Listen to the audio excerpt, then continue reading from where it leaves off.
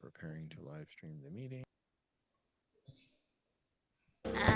Welcome to the Sean and Geek, the Sean Geek and Fast Pet podcast. Yeah, you got it, folks. It's me again with a little attitude for all you out in white bread land. Let's see, we're on 92 FM tonight. It feels like a nice, clean little bed so far. No one else is using it. The price is right. Did you find your crusty, Dave? This is bigger than friendship. This is what you call cosmos. Yeah. The Buddhists call it, let me see, reincarnation.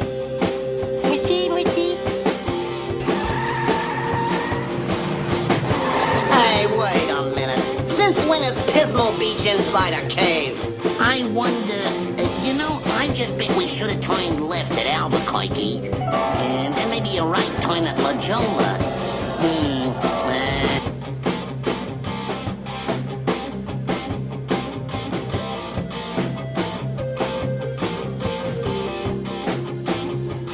Shush! Hush, please.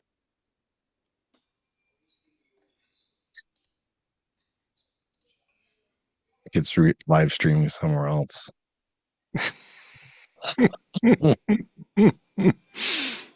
So let's try this other thing again. Stop live stream. Boy, this is awesome. The best part is so I think the idea is I have to live stream to custom live streaming service.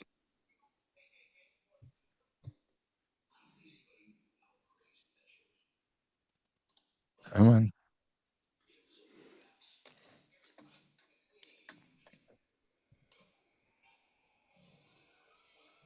It's loading.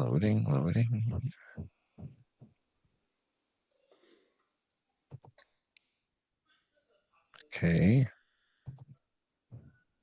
Now what? Why is it not working? Oh boy. I've got the the YouTube window open. It just says when waiting, which is me. Why is it not working? Oh wait, it is. Stop live stream. No, Boy, no, awesome. it's working. It's working. Oh, why am I not seeing anything here? Well, when I looked at my right, it said live, and then it showed you, so I clicked on it. Oh. Yeah, it wasn't the one where it says notify me. Like when I clicked on it, and then the bottom right, it said live. So then I clicked on that, and then your face popped up. Interesting. Do I need to reload it? So it just created a separate.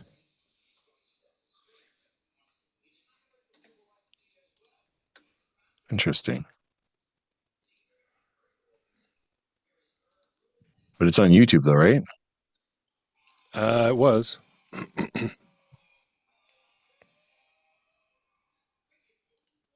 Interesting. Oh, it's right there.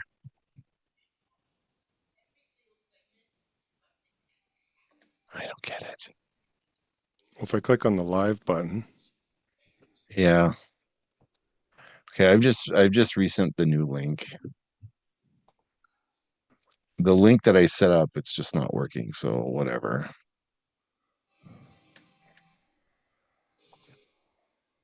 The pod is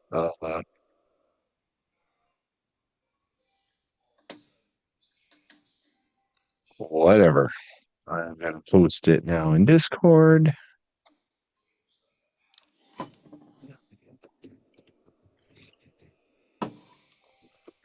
It is here instead.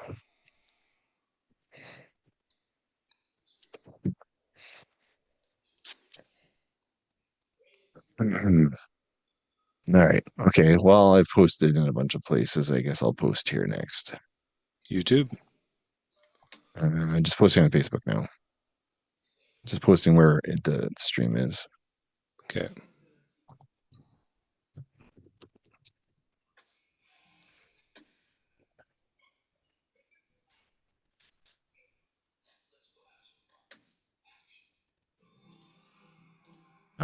whatever. It's in a whole bunch of places. I've got the other one open just in case people are commenting. Like on the Right on YouTube. It's preparing to live stream the meeting. Come on. Wait, is that you Oh, talking? let's Or is try that this me? other thing again. Awesome.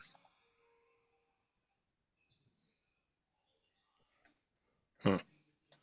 Was that you? I hear you talking. Oh, that was when you had posted live. Okay. I put it on. All right. We're here, Todd. Probably Okay. utterly failing as per normal, but you Are know, we live? we endeavor. Yeah, we're live. Let's get Ruby from LTE. Oh, that was a Wait. different one. 7 months ago. Oh yeah. 4 minutes ago. Okay. Actually, so it wasn't Ruby from. Yeah. I'm just gonna send a quick one to.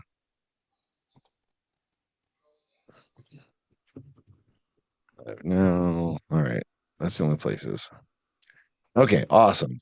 So Todd, we yes, just sir. sent out some. We just you heard the theme song. You've heard that theme song before, right?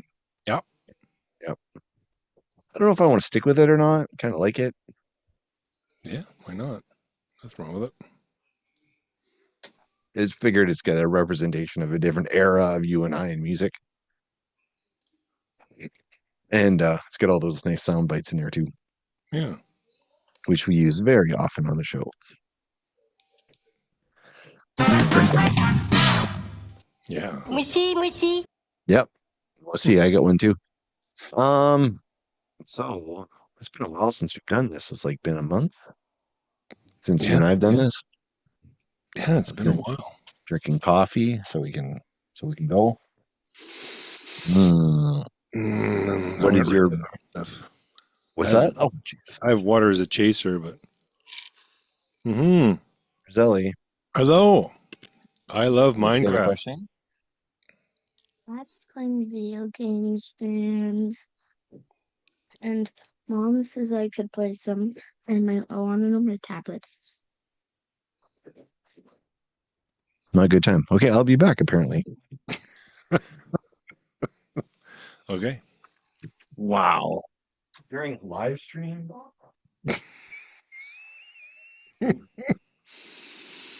Apparently, we're streaming on YouTube, but I'm looking on our site here, Sean Geek and Fat Fest Podcast, but I'm not showing anything that's currently live.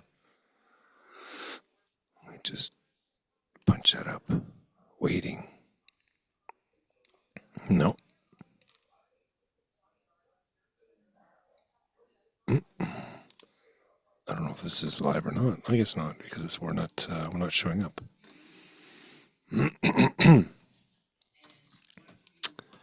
Let's see. So, I guess wonder how everyone's doing during this little snow episode that's going on currently. Not. I know. How far away were you out of town? Like when you were driving? Like, did you have to drive through all this snowstorm that we had? Yeah, you. Oh, me? Sorry. Someone else here. You saw that I left, right? Yeah. No. I just kind of asked the question as soon as you put your Oh, headset. wait. He said he was watching, but the stream ended. Yeah, so was Oh. I, and the stream ended, but I don't know where the stream's located. It's weird. Oh, this one ended. That's the wrong one. What Well, the you hell, had man? it, and then I think you ended it, but Oh my God. I don't understand this shit.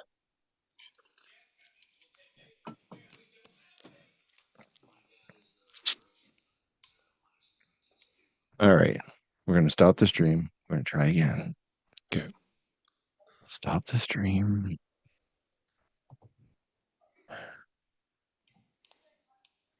Start it again.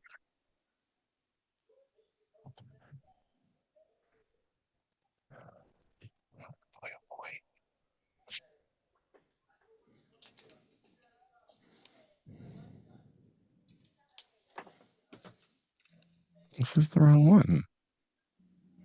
Whatever. Connecting. Yeah. Corey Morissette's waiting to get in here. Oh, is he? Like, where are you guys? You should just bring that fucker on. Yeah, we probably could. All right, it's loading, Okay. loading. Let's see here. YouTube. Okay, now it's Something says live. fucker on. It's let. Yeah, we probably could.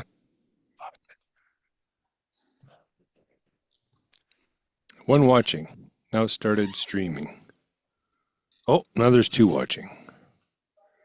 That's me. Oh, that's you. Jesus Christ. The room is filling up. So we are on there. Yeah, I think I don't know. I don't know what the fuck's going on with the other ones here. But anyway, yeah, whatever. We're here. Oh, Tony's there. Hey, Tony. Tony Griggs. Yes. Oh my God. Hmm. Maybe I shouldn't be drinking the coffee. Maybe it's the coffee that's the fucking problem. That's that word. Yep. Is that me or you? That was me. Oh, okay. Bass backwards. Oh, Hey, what is your glitch, huh? I'm not a technophile. That's my fucking glitch. Yeah. Oh my God. All right. So we'll see what Corey says. Maybe we have oh, he's reading right now.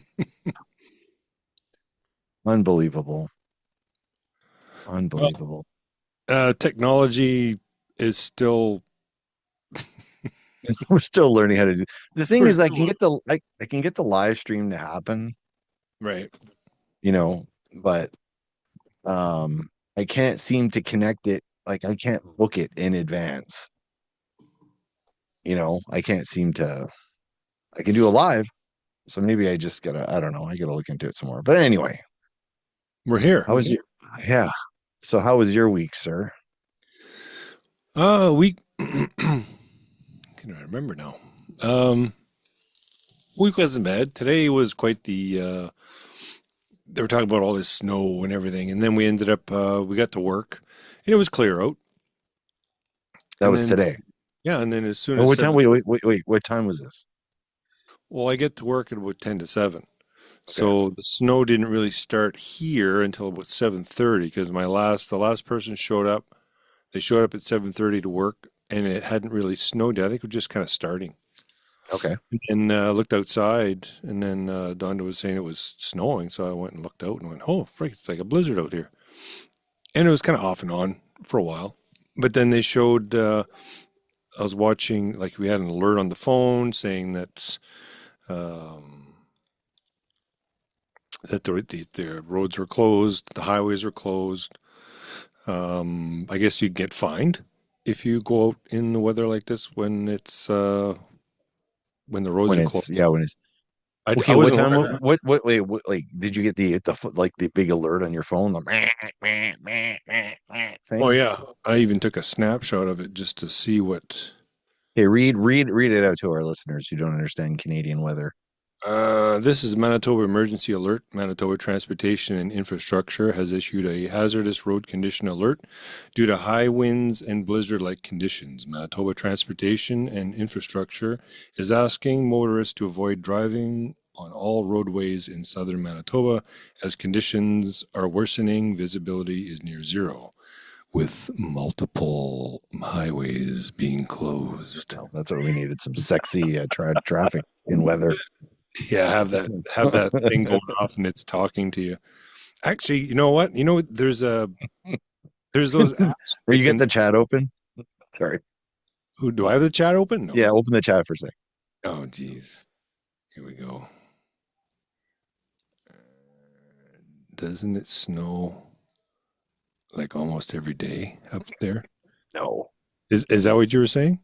Yeah, that's what I was saying. Yeah. Yeah. Well, I mean, it's Canada, but It's Not every day. not every day. So just as a point of reference, I like because of my day job, right?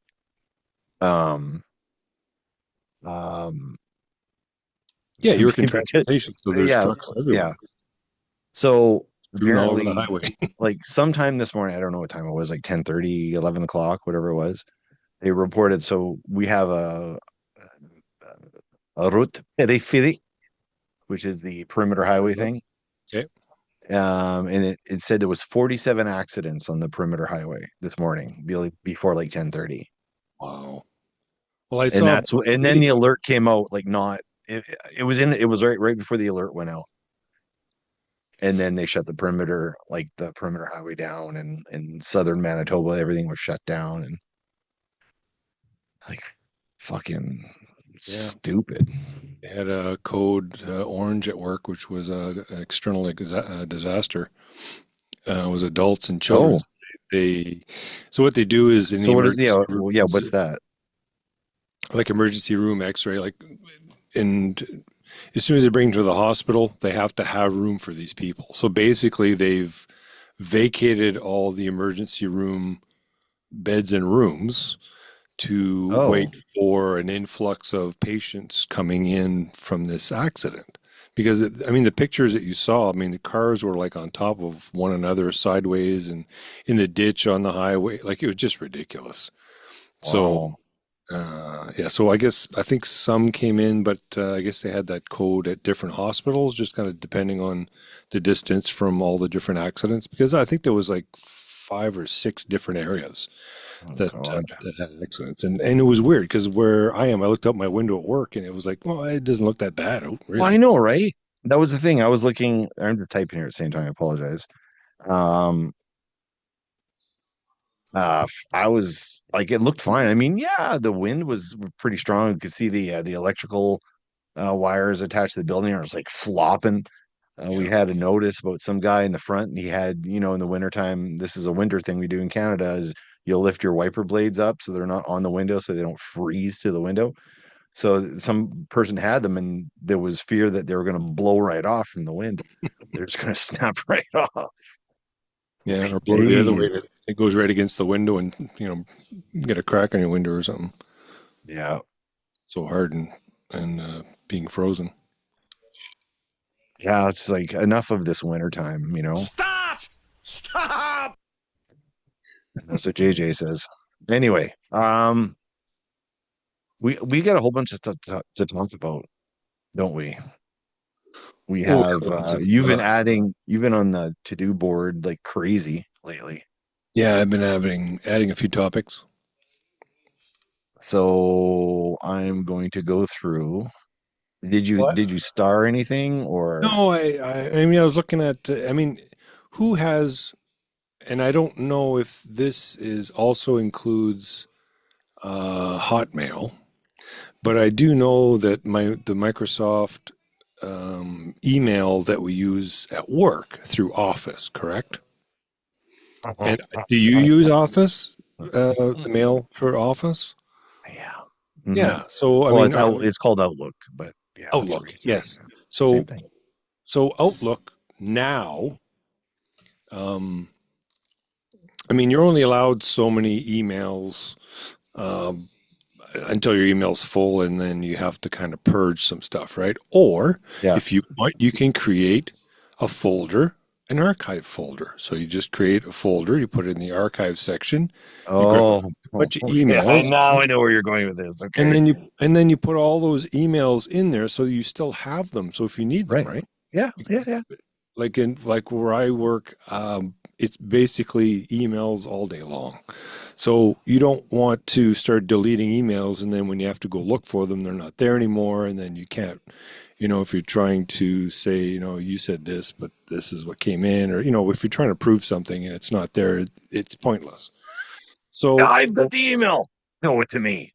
yeah, And and that guy's laughing. It's like, I know how the archive works on Hotmail or Outlook. You're well, getting nothing, buddy. well, I mean, what's this company worth? Like Microsoft, trillions of dollars.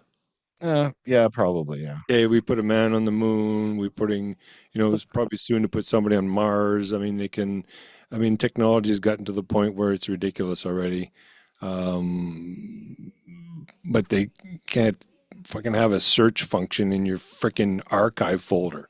You, Go to your archive folder. Just pick an email that you Yeah. have there. Look at the title. Pick one word from the title and put it in the search bar. Nothing. It does not exist. So now what I have to do is I have to go to hopefully a folder that I have that I haven't saved for a sent folder, right? So I'll send Sent some, folder. Yep. like I'll send something to somebody, and then when they reply, it goes in my inbox. So my inbox is full. So I grab a whole bunch from my inbox from say 6 months on, put it in the archive. So now what I have to do is I have to try and find in my sent folder that maybe I haven't archived, look for something, the keyword that I'm looking for, find the actual email, not so much the response, well, depending on what it is. But the thing is, what I have to do now is I have to look at the date. Then I have to go into my archive folder. Then I have to look up the date in that range and go through a whole bunch of emails just to try to find the one that I want. Why can they not do this? Like I said, Microsoft's worth what, trillions of dollars, and God forbid you buy Office at one You can't time. buy Office anymore. No, you had it. You bought it, you had it, you used it. Now it's like, oh, we don't have enough money, so we have to charge everybody a monthly fee. What do you think this is? Fucking Netflix? Like it's freaking Office, for fuck's sakes. I mean, if I buy any program, if I buy a video game, it's not like I'm gonna fucking rent it. I buy it out, I play it, and that's it. There's no, and where did they come up with this? Like, does Microsoft now charge for their video games now every month? Whether you use it or not? Like, how does that Well, work? I don't know. What do you mean? Like they're video games? Well, video games, when you buy them, Oh, when you buy them. company, like Well, if if you you buy buy them, you know what? Okay, that raises the whole issue because when you buy video games digitally, or when you buy a movie digitally, or when you buy an album digitally, what happens when that service no longer has the license to that thing you bought? For example, well, this is like, yeah. Pump Up the Volume, right? You know it's one of my favorite movies of all time. Yep. I mean, I quote it on here all the time. Yeah, you got it, folks. You know this guy? It's me again with a little attitude for all you out here in white bread land. That's right. So if you had bought that movie digitally, the studio no longer has shop, like there was fights over the rights of that movie. So if you had bought the movie digitally at some point, you no longer have that movie because wherever you're playing it on, there's no license for it. So if you Can had you bought a sue them? physical, Can you sue I them? don't know. I'm wondering You if there's any bought something- lawsuits. You bought something and now it's not available anymore. I Then think you there's something in the agreement that says they're giving you for that cost yeah, but of buying it, they're allowing you to stream it on their service. I think that's all that it is. Because when right. you But if when their you service download the doesn't movie, exist anymore, you're not downloading the movie. It's being stored on whatever service you use. So say you use YouTube. So when we get digital copies of anything, they're stored on YouTube. So I can just go on YouTube and watch the movies that I own digital copies of. But when suddenly that goes away, then what? But I think the agreement is that they give you the right. That dollar amount you're paying is the right to be able to watch the movie on their service. so you should be reimbursed. And I would think so. I mean, that would, I mean, it's like if you buy something on your credit card and you don't get the item that you paid for, you can go to the credit card company and say, look, I didn't get my service that I paid for. Yeah. And I think they give you money back. I ordered raisin bread and you give me bran or bran, whole wheat or whatever, they will just, oh, I'm sorry, they'll take the bread away and they'll bring you your raisin bread. Or if you don't have raisin bread, they give you the money back for what you paid for, right? Like that's how general services work. Generally, but digitally, apparently it doesn't. Now, if Yes, a company goes tits up, then you're pretty much SOL and whatever you bought is gone.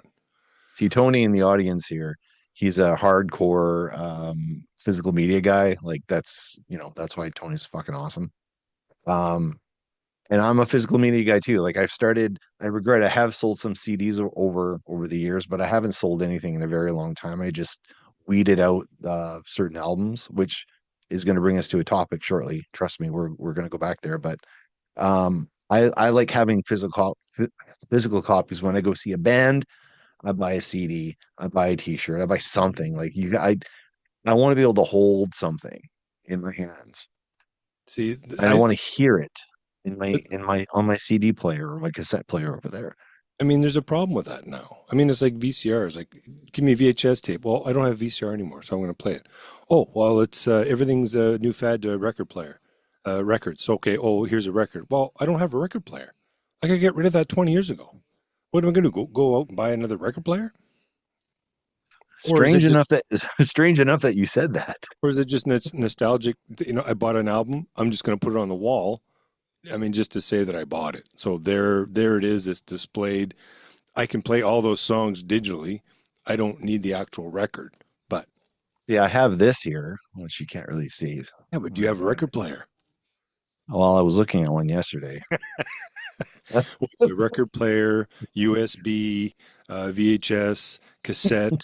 I have Yes, two cassette players. I have two cassette players, and in fact, I've bought physical. I bought cassettes very, very recently.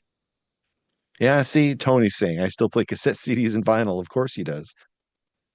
Yeah, and Corey Morissette, he's in the chat there too. He's like physical media is the way to go because what happens when you've bought like when the streaming services fail because they're not going to last forever, right?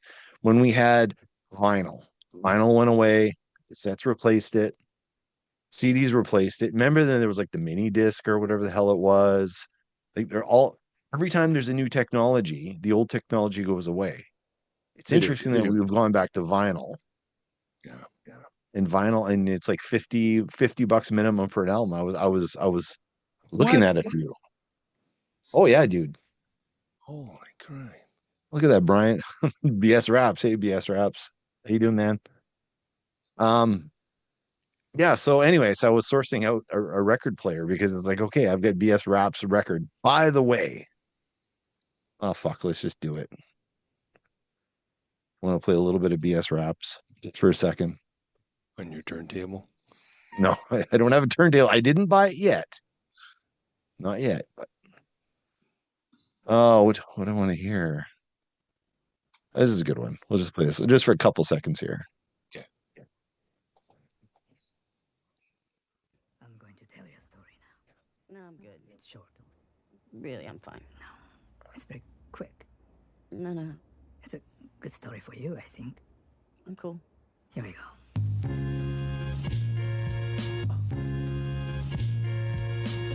Ain't nobody stopping us here.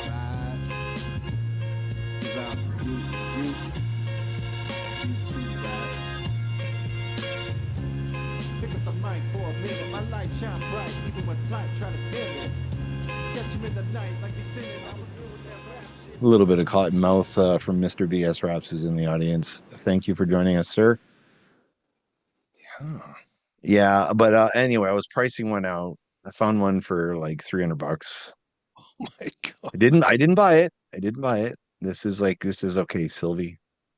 I want to get into vinyl, so I want to know how Corey Morissette, who is like a hardcore vinyl collector, I want to know how him and his wife are still married after the amount of purchases he's made buying stuff that's out of print. I would assume that he probably bought one and then he's upgraded since then. Bought his wife. If that's that's the record player. So he may have his original. If he upgraded to his old one, he might be able to get a good deal. Yeah.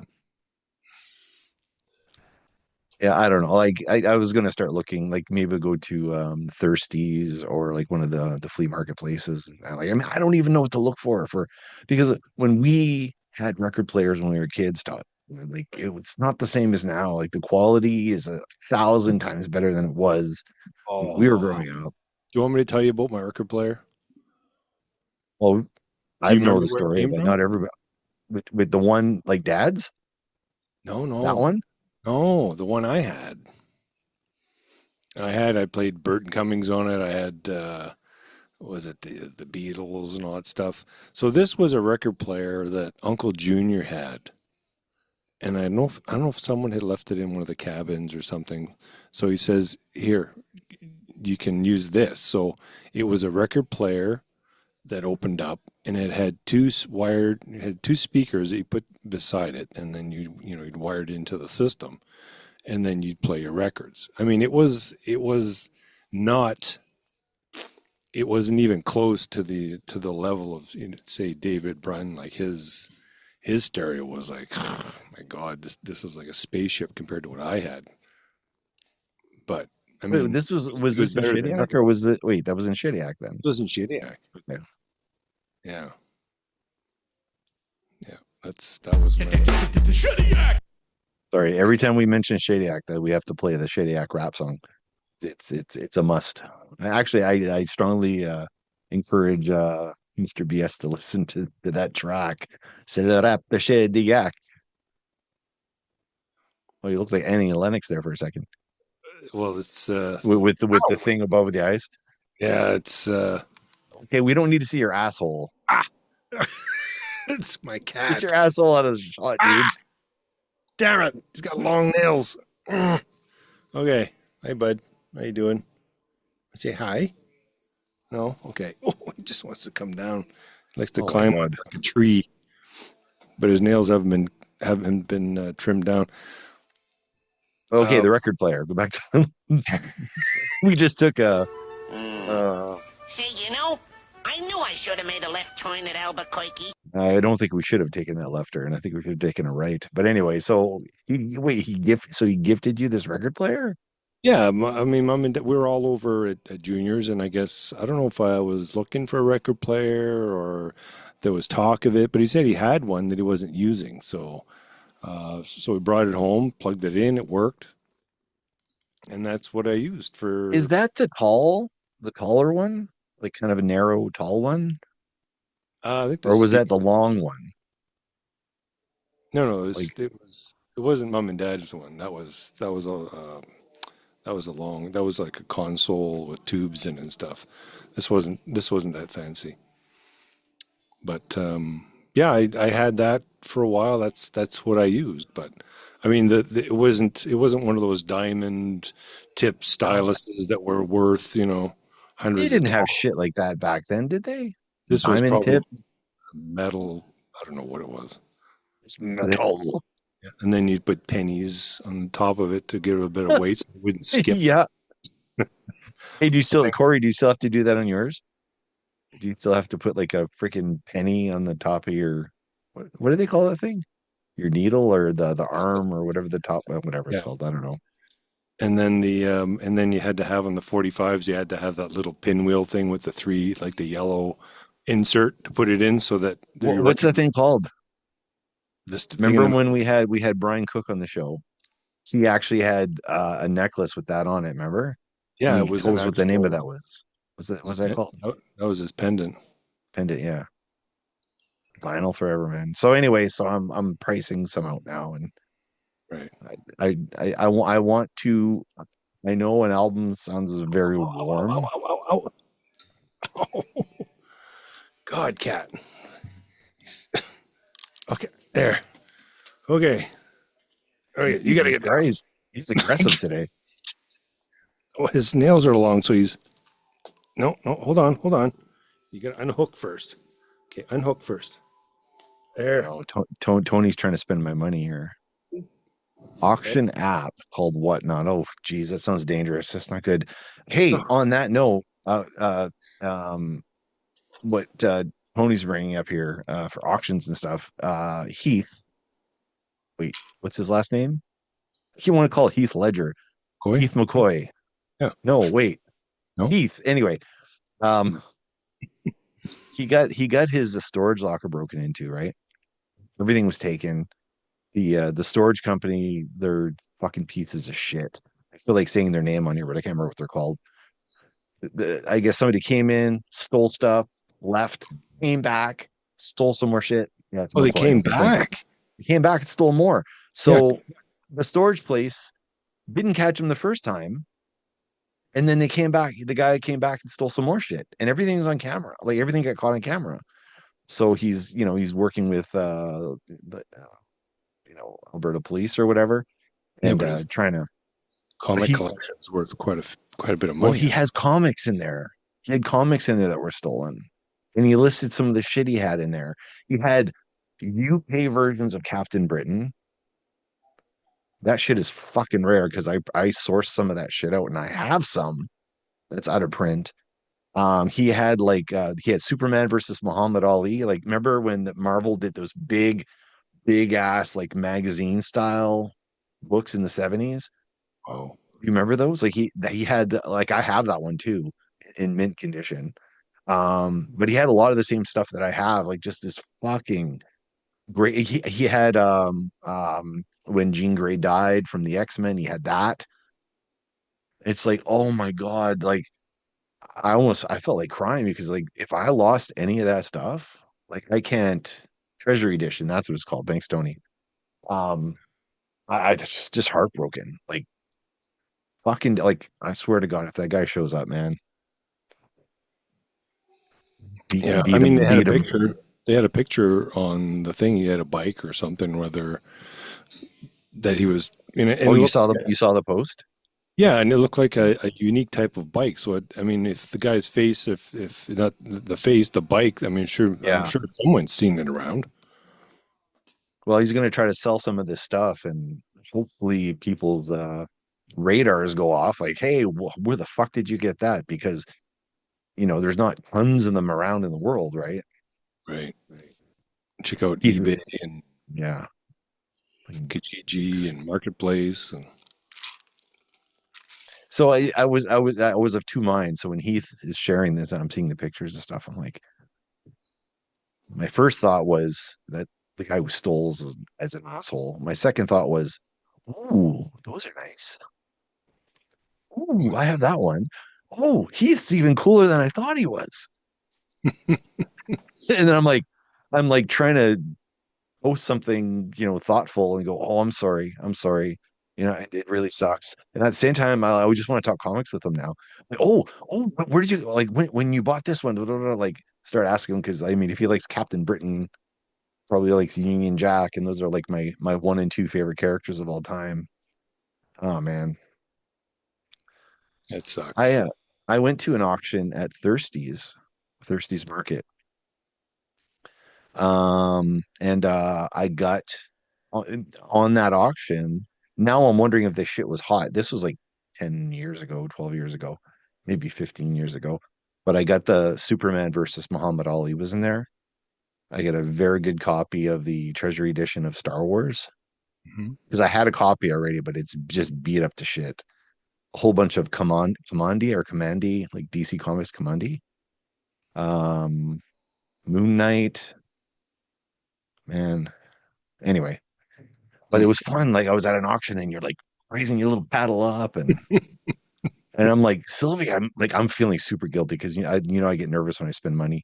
And I'm at an auction. I'm like, I just have to raise the paddle. And I just have to do it again. You're And I'm scratching. like, oh my God. It was like I think Sylvie's like, you okay? No, Was it like no. was it like at one of those cattle things? 20, 20, Kind of, 30, yeah, 30. kind of. Like, I mean, you know, grab your lady by the hand. Anyway, all right. So we've established the whole Microsoft Outlook Yeah, is a we piece started of with shit. Microsoft. So that's the thing I don't understand. So now you pay yearly for this, and it's really funny because there's a lot of other companies like, hey, do you like Microsoft Office? We have the same exact thing, does all the same functionality, and it's free. You just get it online. So I always wonder, like, are those things any good? Google Docs is where I've gone. Right, but they trick you. Oh, you're over your storage limit. How many Oh, okay. documents have you saved, right? So they have like a few gig storage for free that comes with it. But if you're saving a lot of stuff like I do, Oh, okay. then all of a sudden you run out of space, right? And they try to upgrade you to, the next level, right? So, So you you're know, paying they're office fee every month or every year? well, Sylvia has her business, right? So she pays for Microsoft 365, and you're allowed, I don't know, it's like 8 users, I think. So there's me, there's Sylvie's dad, there's Sylvie, and then we Right. have an account for the kids. So we pay for it, and you Jeez. get 1 terabyte of storage, online storage.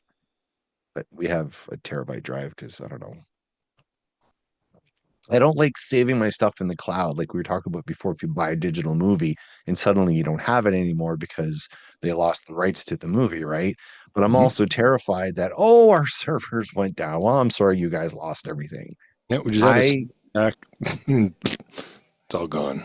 Yeah, so I keep all of my shit on a unit, like a big external drive, Yep. and I have that stored off site Yeah. You have to just be in careful case. with those external drives. You gotta be what? Well, I've got an external Careful. drive that was quite old, and I tried to start it up and it wouldn't work, and I had a whole bunch of stuff on there. Eventually, I didn't get it to go, and then I had bought another drive, and I basically You were able cloned to it. Okay, you were okay, good. Now, those little drives that go in your laptop, I had bought one of those. Like they Um, go in literally inside the laptop. well, the same size of the ones that go into your laptop. This Yeah. is like an external one, but Okay. it's one of those, but Tiny. it's in a case. Yeah. And I had, well, it's because I had a video. Was it video 8 or no? Yeah. High 8. High eight. Yeah. High 8. The other Super 8 or whatever you could play on a regular VHS tape if you had the adapter. The Yeah. High Yeah. 8 Yeah. couldn't. The High 8 is a thinner. It was a Sony, tape. It was thinner. So God forbid, like I needed to play it because they don't make them anymore and you can't find them anymore. And the ones that you Yep. do find, all the rubbers and O-rings and everything all dried up and cracked and nothing's working. Thankfully, I have one that I borrowed that. So what I did is I sat down, I bought one of those little drives. I had it in the computer. I bought an adapting cord thing that went from the unit to the computer so that I could put it all on the hard drive. So I did that. It took me 4 days to put everything on the drive. Can And you then say when I that again, shut it, Todd? Can you say that again? 4 days. You knew where I was going. You got sexy there. It was like, oh, you gotta point that out. God damn it. 4 days. Sorry, go on. So 4 days, So, yes.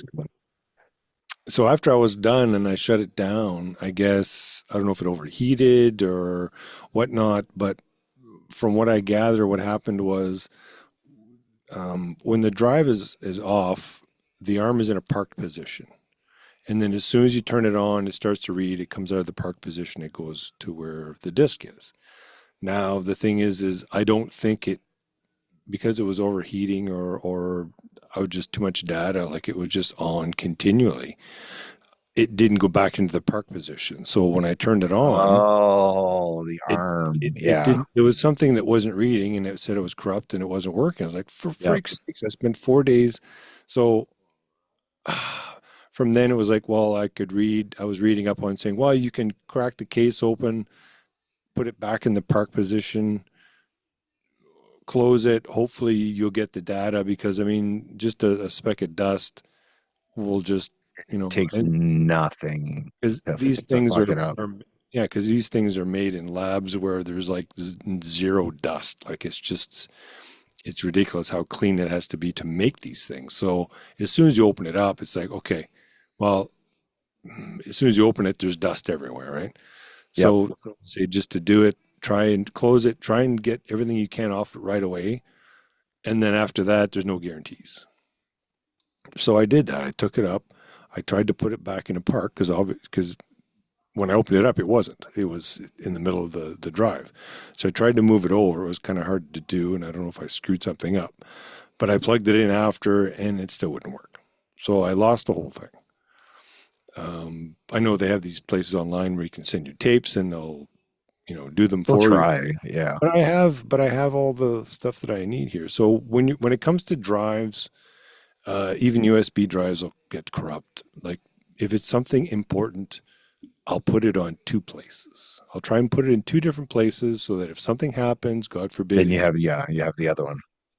yeah, because I mean, I got stuff from my kids when they were younger and they were talking in the microphone and stuff that it's non-replaceable. Like you can't. It's worth more than than you could. So yeah. So just an FYI, if anybody's got large terabyte drive, especially if you get that much information and you lose it all, that's a lot of info to lose. So. Like you're saying with the cloud, I mean, if you have the choice of having it on the cloud and on your hard drive, that's probably your best bet. Yeah. Unless you can afford two drives, but I mean, then it kind of gets expensive. I do have like all of my writing, like the comics I've written and stuff, like everything. I have everything saved on an external drive, and then I also have it saved on a cloud as well. Because like I've already told the story where like the book I was writing when I was, I don't know, 18 or whatever it was. I had written about 150 pages of something, and then the assistant manager threw it in the garbage, and then the garbage went to the trash compactor, and then the garbage truck picked up the garbage out of the trash compactor. When I found out where it had gone, I asked her, I said, Wilma, where did this go? Well, I threw it in the garbage. I said, where did the garbage go? Well, we took it out in the bin and we took it to the trash compactor last night. I said, has the garbage truck been here yet? She said, I don't know. So I literally ran out of work, ran into the garbage room. I'm not even allowed in there, I guess. And I went in there and I jumped in the trash compactor and I started ripping open every single bag that was there. And there was, garbage bags there from the food court and stuff. And it was just like fucking gross. But I'm like, if I got to find this, I got to find this. I got to find this. And I never did get it back. And I was just, oh man. When we went to my cousin Randy's one time, and when I was playing with Norm and Zap, I think this was before Mike. So when we were playing in the band, and we were playing a lot of Rush, and what I had done is I had taken just one of those little stereos, I guess, at the time that has a little pinhole for a microphone. And we were recording our stuff, and we were doing Rush and stuff. And when you played it in the background, like it sounded like Rush. So it was like, oh, cool. And then what I had was it was a BASF, it was a case, and I had all these tapes in there, and I kept them because I didn't want to lose them. And I had put them in the back of the car on the floor. Dad and Ronnie went out to the liquor store, came back, it was gone. So They didn't lock the car doors, right? Obviously not, because you don't lock the car doors in New Brunswick back in the late 70s, right? So, yeah, it was gone. So I lost all that stuff, and that was, I mean, it was tape. It wasn't like digital where you could say copy paste. This was like you had to put it on two cassettes, let them run. And, it wasn't really feasible to do that. Dubbing was not easy, Yeah, as long as you had the original, that's all you needed. But once that was gone, it was devastating. Like there was a lot of stuff that we had done. And you know what? That fucker that stole that probably, I got a bunch of blank tapes with this here. I'm going to go record on CKCW. I'm going to record the new Eurythmic song on it with this cassette. I'm going to make a blank cassette out of it. That's probably all you fucking did with it. Or he looked at it, he opened it up and went, oh, these aren't original. These are all tapes. Throw it out. It's like, yeah. Or the next scenario, he brought it to Anthem Records, said, hey, listen to my band. Yeah, this would have been like, got this is hard. signed. Yeah. No. And they We're- became why not? Yeah. I'm just kidding. So Okay, let's go back to the list here. I wanted to ask you a very, very important question. okay. Um, have you heard the word "swamp" in Word what? music? Swamp. Comp? Mm, Like COMP? yep. Um, It's a recording term. comp. Usually if you comp something to somebody, you're giving something to them in advance. I don't know. I don't know what you mean. Comp. So I was watching so okay, so you know, I'm me and Simon the dog are the only males in this household. Mm-hmm. So some of the music that gets played, and I'm wondering if Tony can commiserate with me a little bit. Um, Sometimes I have to listen to stuff I don't want to listen to, musically speaking. Actually, Mm-hmm. 95% of the time, I have to listen to what other people like versus what I want to hear. Right. It's very rare. There's a 5% overlap with me and the kids. That's about it. It's about, you know, 10 or 15 songs. So generally I'm listening to stuff I don't want to listen to. So, but anyway, so Billie Eilish is one of the artists that I have to listen to, and she's fine. But I was listening to an interview. So it was an interview with her and her brother Phineas. And I know too much about Billie Eilish. It's sad. I apologize. But anyway, she's doing an interview and she was demonstrating to somebody, I don't know who it was, some interview, and she's got like the masters to some song that she's done in front of her on some recording device or whatever, Mm-hmm. like with all the tracks and everything, right? So I guess the modern equivalent of a 24 track. And she's like, "Okay, you can hear me here." And then she hits play, and you can hear her singing, whatever. And then it's like, okay, now the song, and it's like the song drops out, right? Um, so it drops out, and she's like, "Okay, hang on, I'm gonna hit track two." And she hits track two, and then the vocal continues. Then she hits track three. After the vocal drops out again, she turns off track two and puts on track three.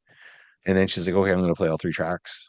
She puts one, two, and three on, plays them. So you hear the first voice come in, then you hear a second voice come in, which sounds all like it's her singing from front to back, right? But they're on separate tracks, like we did for one of her songs, on one of the Dome songs that we did, because the vocal was too fast that we recorded one line, took a break, third line took a break, fifth line took a break, and then the second recording was second line, fourth line, sixth line. So it was kind of like that, but every line, it wasn't even, I don't even think it was every line of the verse. It was like every half line of the verse, she had a new track. Okay. Okay, so we're at like 12 tracks. Okay. This is just like one verse. Then she goes back and then she records everything again and then records everything again. So eventually there's 12 sets of vocals and they're all kind of sung the same. So, when you're harmonizing, you're going up an octave or down an octave, right? Mm-hmm. Like, so you get three voices that don't sound the same. They're singing the same thing, but they're singing in a different key or a different, like on a different note, right? And they're kind of paralleling each other as they go. So it wasn't that. It was every one of those 12 tracks was sung identical to each other. So sometimes you couldn't, like, once you played them all, like you can't even really hear that there's multiple tracks going. They're just kind of blending. Did it So it's thicken? like, oh, what's that? So she'd say the same thing on a different track at the same time. Yeah. So they put it Following the same together. way.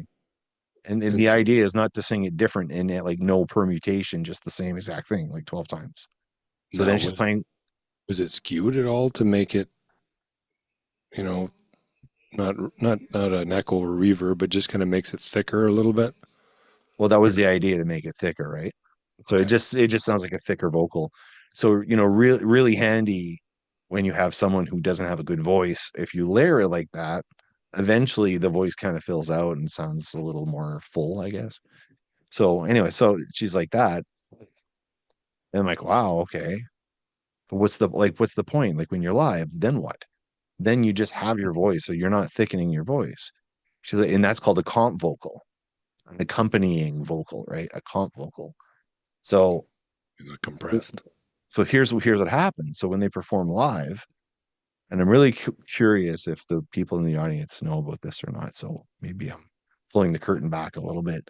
But live, this is what happens is that they play the comp vocal, all 12 tracks or however many it is. Dua Lipa, who's like freaking huge right now, she does comp tracks. I've seen videos where the singing like the singing keeps going, but her lips aren't moving.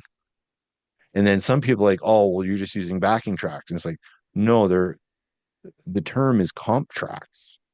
So yes, they're still singing, just occasionally they're not singing. So I suspect this is what like Def Leppard does, perhaps. I'm not really sure. But anyway, so the idea is that your actual live mic that you're singing with, you're going to be not harmonizing, but singing with the other 11 of you that have been pre-recorded.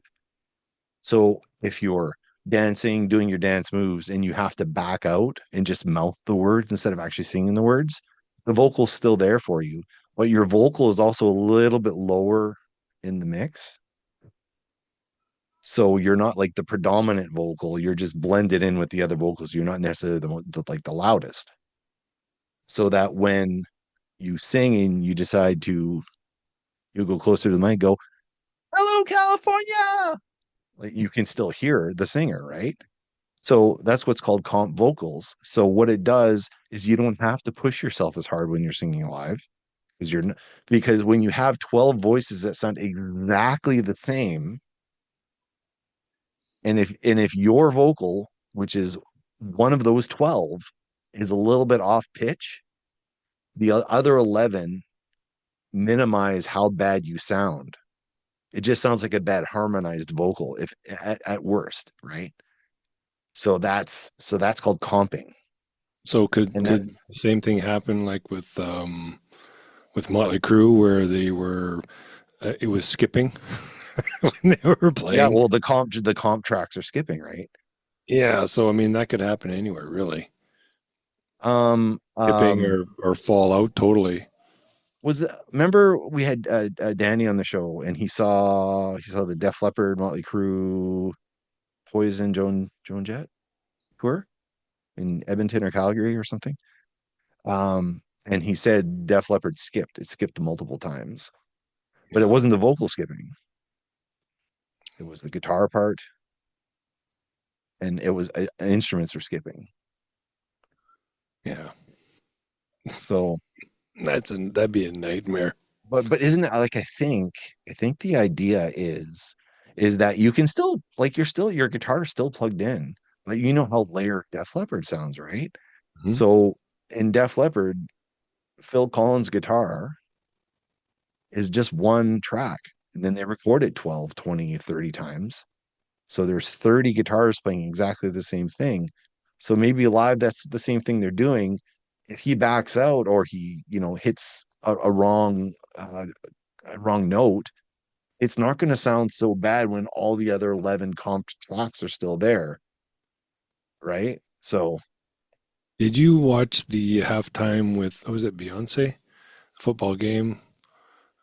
She had this whole halftime show going on, and I watched a little bit of it, but I watched the recorded version of it, and I don't know if it was out of sync with the voice, but when she was singing, it didn't match up with the actual sound.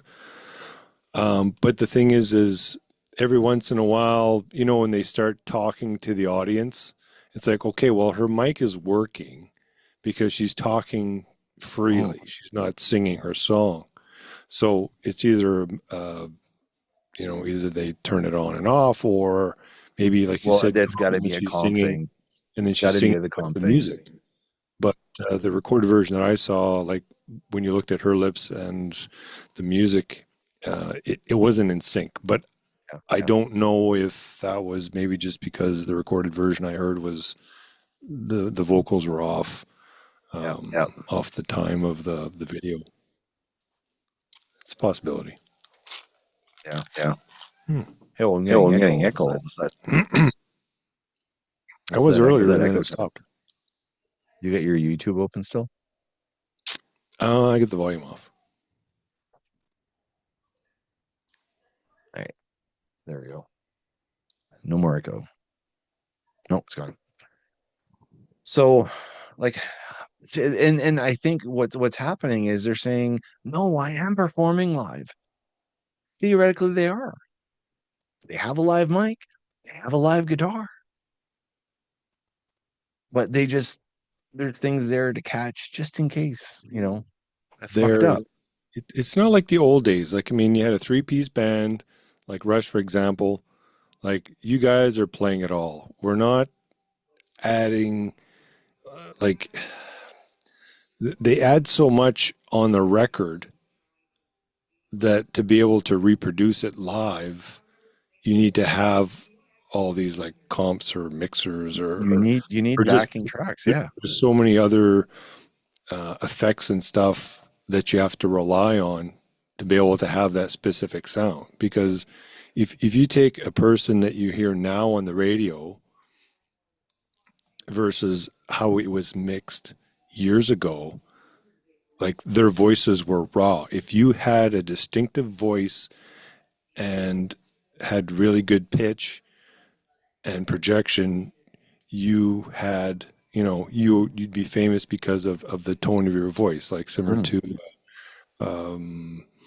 what's the one from Fleetwood Mac? What's her name?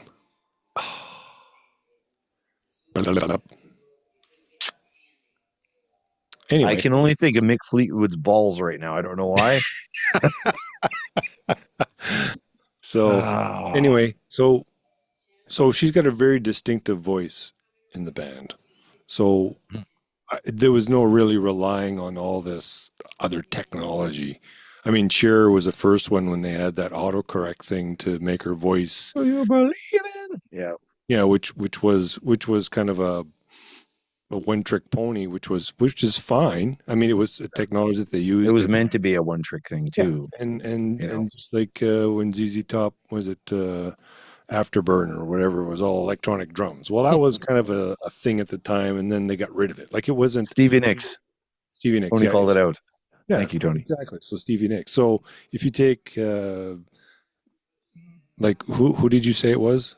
Not Avril Lavigne. Who was the person? Oh, Billie Eilish. Billie Eilish. No, now I don't know what her voice is like without all this technology behind it when she's singing, to have it all layered and harmonized and all this other stuff, which is all this new stuff that they're, and I'm not too sure. I don't really listen to, well,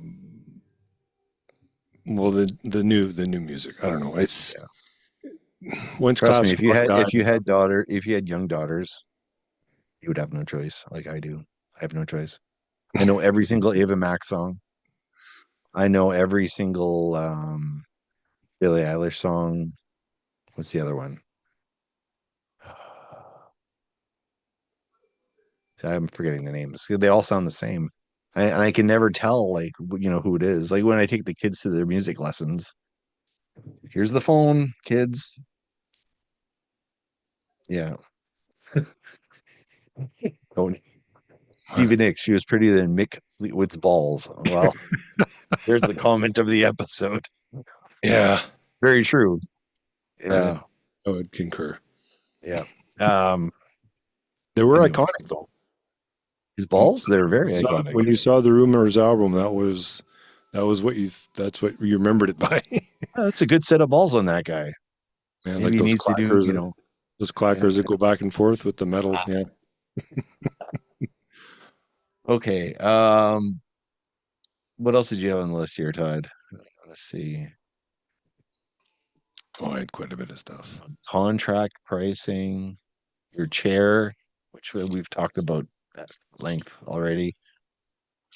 Oh, okay. Here's can I pick one for me? Sure. Yeah. What songs have been ruined for you by working in retail? Well, So you used to work at the co-op, right? I used to work at the bookstore. songs that actually probably are good, but you've heard them so many times that they've ceased to be good. They weren't good enough to be eternally great, where if you hear them like 200, 300, 400 times, they're not good enough to stand up to that amount of play. Is there any songs that stand like right away? I fucking hate that song. Gut instinct. What's the song that comes to mind from your days at working at the co-op? Jeez, that was so long ago. Mind you, the stores back then, it was all kind of music. It wasn't really radio stations. Oh, you were Muzak? I don't remember the music. Like if we had to work overtime, we didn't crank what was on. We took our music and we put it on through the PA to listen to. Like it wasn't, we didn't listen to the other stuff. So for me, no. I mean, the only music I remember is once work was over and you got in your car and you cranked whatever was on. Whether it was, what was it, da, da, da. Dun, dun, dun, dun. Oh, this yeah. was back in the early Okay, hang on. In case people don't know, I'm gonna put it on. The song is absolutely like it sounds like a Casio keyboard. where's Like the original? very Oh, here first we one go. that came out. Okay, I'm gonna put it on They just made so a people song know out what of we're talking about. Okay, hang on. It was a cool song. Here's your Casio keyboard. This is it.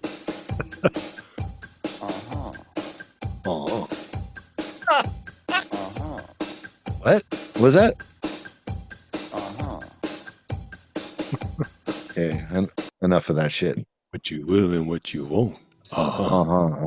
What Da da da. do. Didn't and Uncle Dave used to Putting play on the that radio. song on the mandolin. He had a polka version of that song, and Did he he? used to play along to it with his mandolin. Yeah, Yeah, there was. There was that. There was it Putting on the Ritz. I remember was one of them when I was leaving one day. yeah, putting on the Ritz. Yeah, Back then it was like Corey Hart. Like that was like early mid 80s. I miss the 80s. I'm just trying to see if I could find. Here's music. I that miss the song. concerts. I miss the atmosphere of back then. Like it was just a whole different time, right? Yeah. Oh, here's.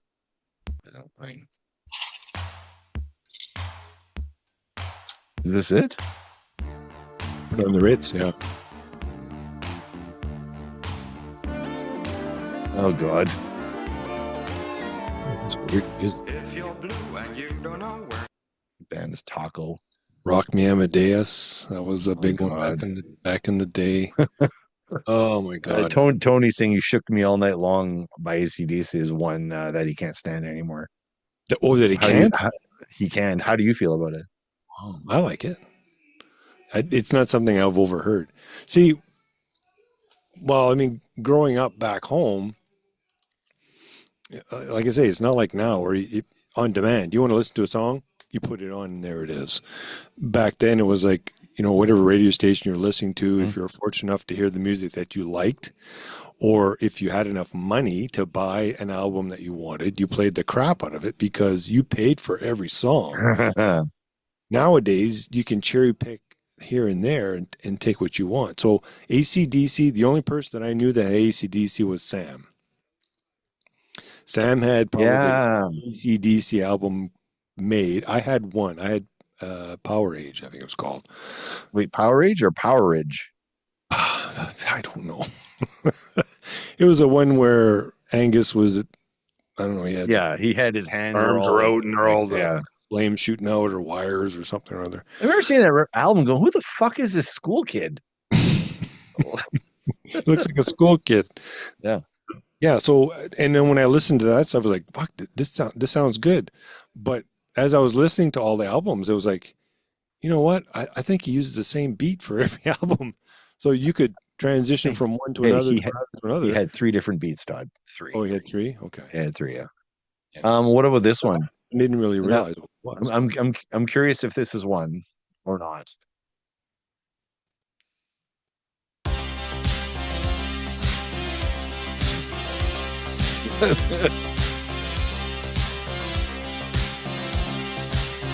can dance if we want to. We Did can this leave come your out? friends behind. Cause your friends don't dance and if You like that one? This, I mean, it reminds me of a time when I was in the Air Cadets. Oh God. 650 venue. We had boot camp. Boot camp was in Moncton.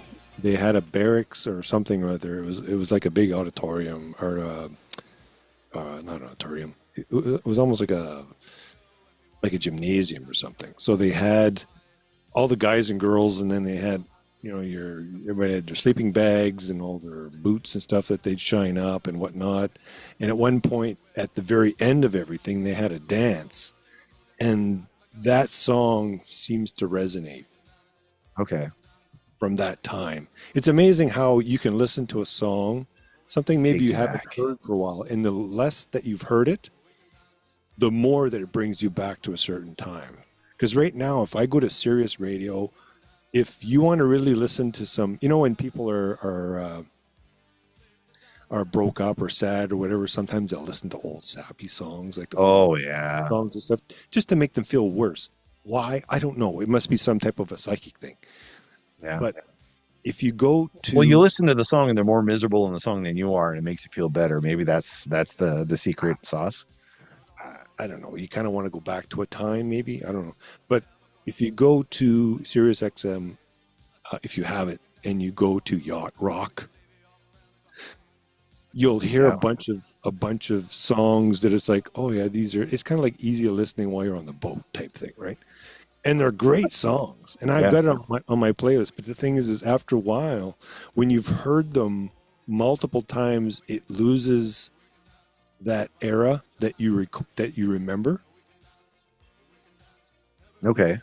It's like a trauma, a trauma from the time, but the more you listen to it, the less trauma there is.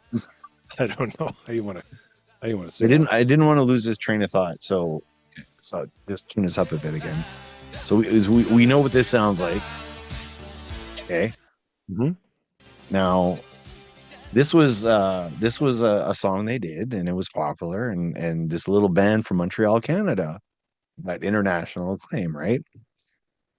But then that's not what their whole one. Yeah, they're from Montreal. Oh, what's the name of the band? Men Without Hats. Oh, man. Okay, yes. Okay, so, but they kind of got really, really popular with this song.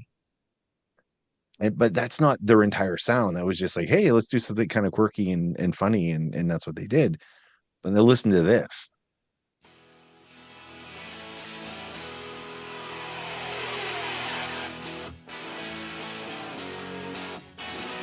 Different album? Different album.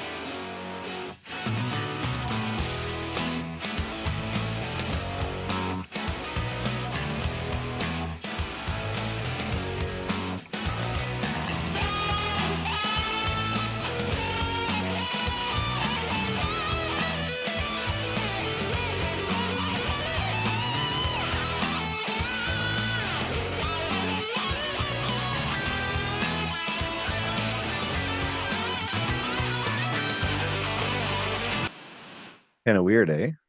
Okay, so this one that you just played is probably a newer album. It was after that, right? So this was after Safety Dance, right? I think it was the album right after, and they put this out, and I think there's 3 guitar players. To be honest, I'm like, what the fuck's going on? Like, I thought you guys were this little, like Howard Jones or Eurythmics kind of, or Dexys Midnight Runners or something.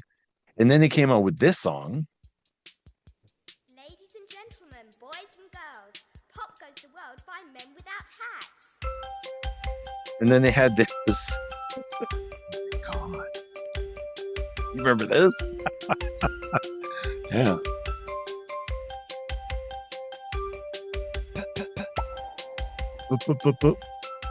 So I will have to say they have some range.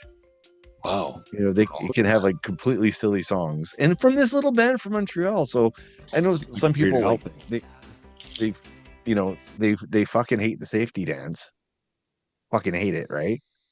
But it's like they're from Canada. like I can't hate them. It's a Canadian band that did good. It's like, oh, they're so annoying. People said the same thing about the Bare Naked Ladies. When they got big in the States, and it's funny when they released that one song, 1 week. You know the song? The song? No, you're a different band, dude. Oh, yeah, wrong one. Hang on. I'll just play a second of it here. It's been 1 week since you looked at me. Cocked your head to the side and said I'm angry. 5 days since you laughed at me, saying You know this one. come back and see me. Yeah. 3 days since the living room. Okay. When this song released, this is what really broke them in the US. And everybody were like, oh, this new band, Bare Naked Ladies. The Big Bang Theory guys. Yeah. But people like thought this was their first single, their first album, their first everything. This is like 6 albums in, or I don't know however many it was, but they were massive in Canada before that song came out. And then everybody thought that that's all they did was that style of song. Right. And it's like, no. The Bare Naked Ladies are far more than that. Yeah, they had some really good tunes. A lot of good tunes. Like they're incredible musicians. And you know what? If there is a tune that they played way too much, was If I Had $1 Million. Mm-hmm. That one was played to death, and that one The blessing and a curse. Yeah. After a while, it's like, okay. Yeah. Yeah. Yeah. That got Muzak'd up the wazoo, that one. Tony was saying, I don't know, do you feel this fits in the category? My Sharona by the Knack? Yeah. 9 Coronas.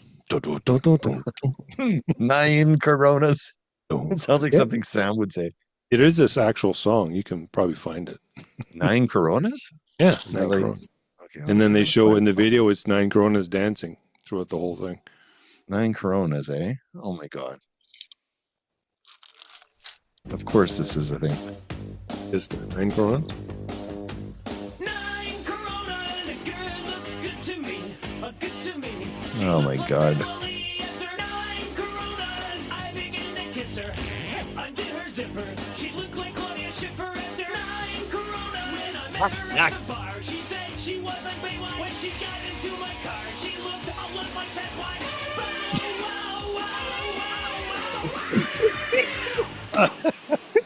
It's pretty good. Oh my God.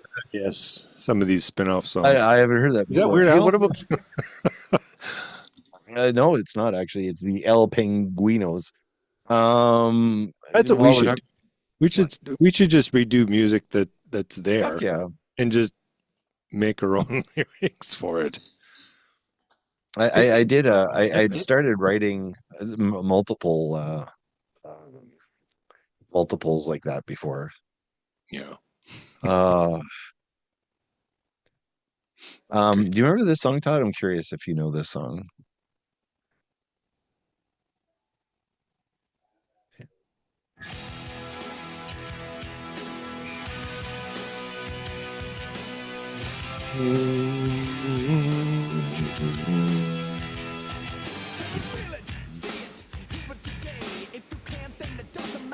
Slap the bass.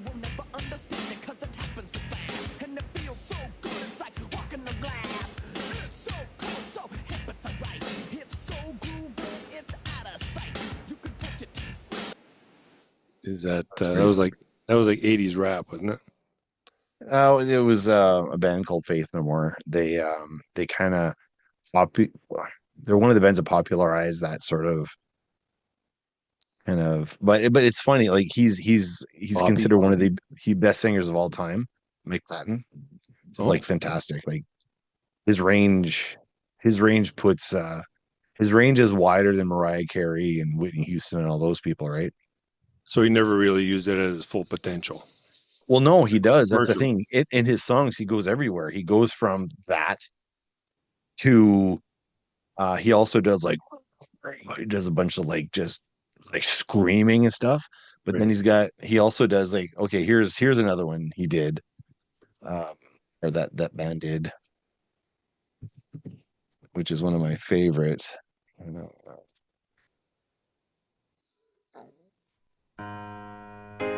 This is them.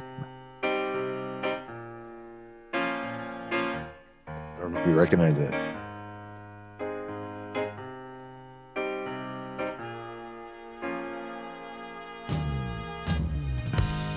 No, it sounds funny, but I just can't stand the pain. I thought that was Lionel Richie who sang. Not this version. This is a Lionel Richie song, a Commodore song. Seems to me, girl, you know I've done all I can. You see, Music's good. stolen and borrowed. Get that Lenny Kravitz. It's why me. Yeah. Very good. Very good. Okay, but then here's another song from these guys, so you can get a bit of his range. Screamo music.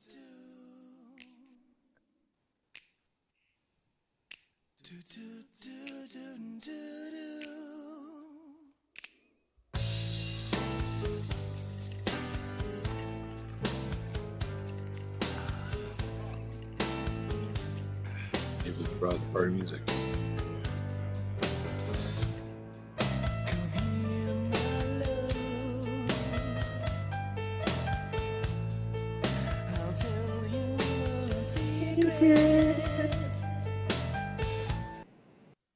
Okay, now then they have something like this. You ready? Okay.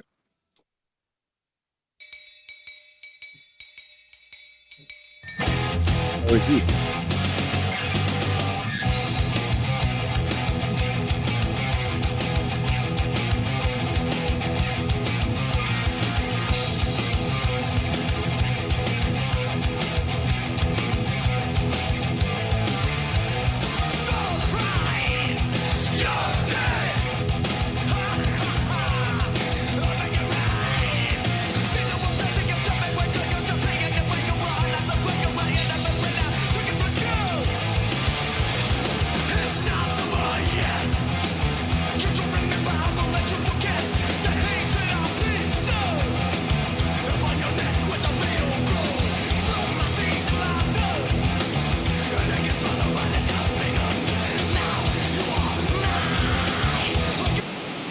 Holy shit!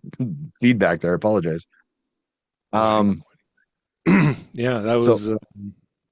So is this the type of person who sings a whole bunch of different genres, and it's like Yep. spaghetti? You just throw it to the wall and see what sticks, or what?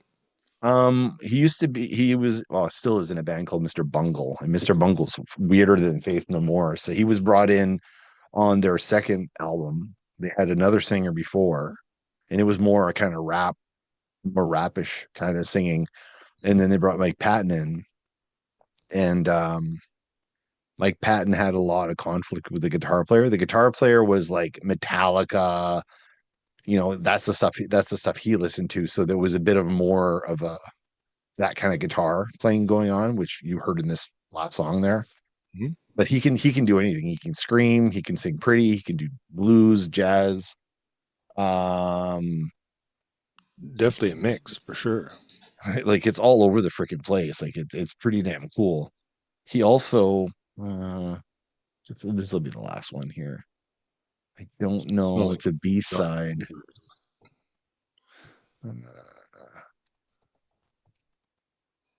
wonder if it's on here.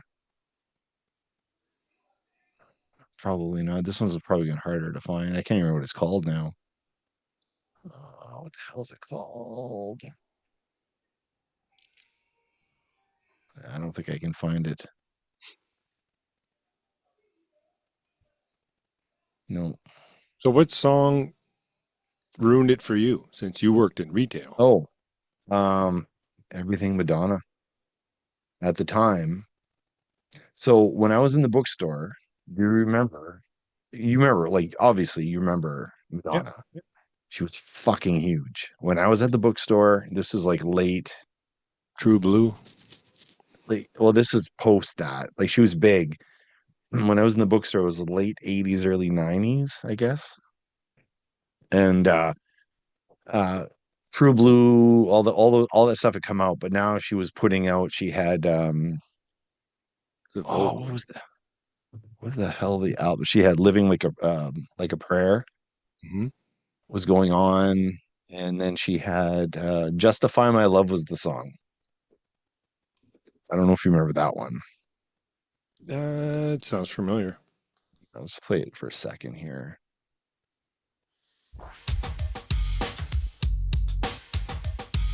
Let's skip ahead a bit here. I want to kiss you in Paris.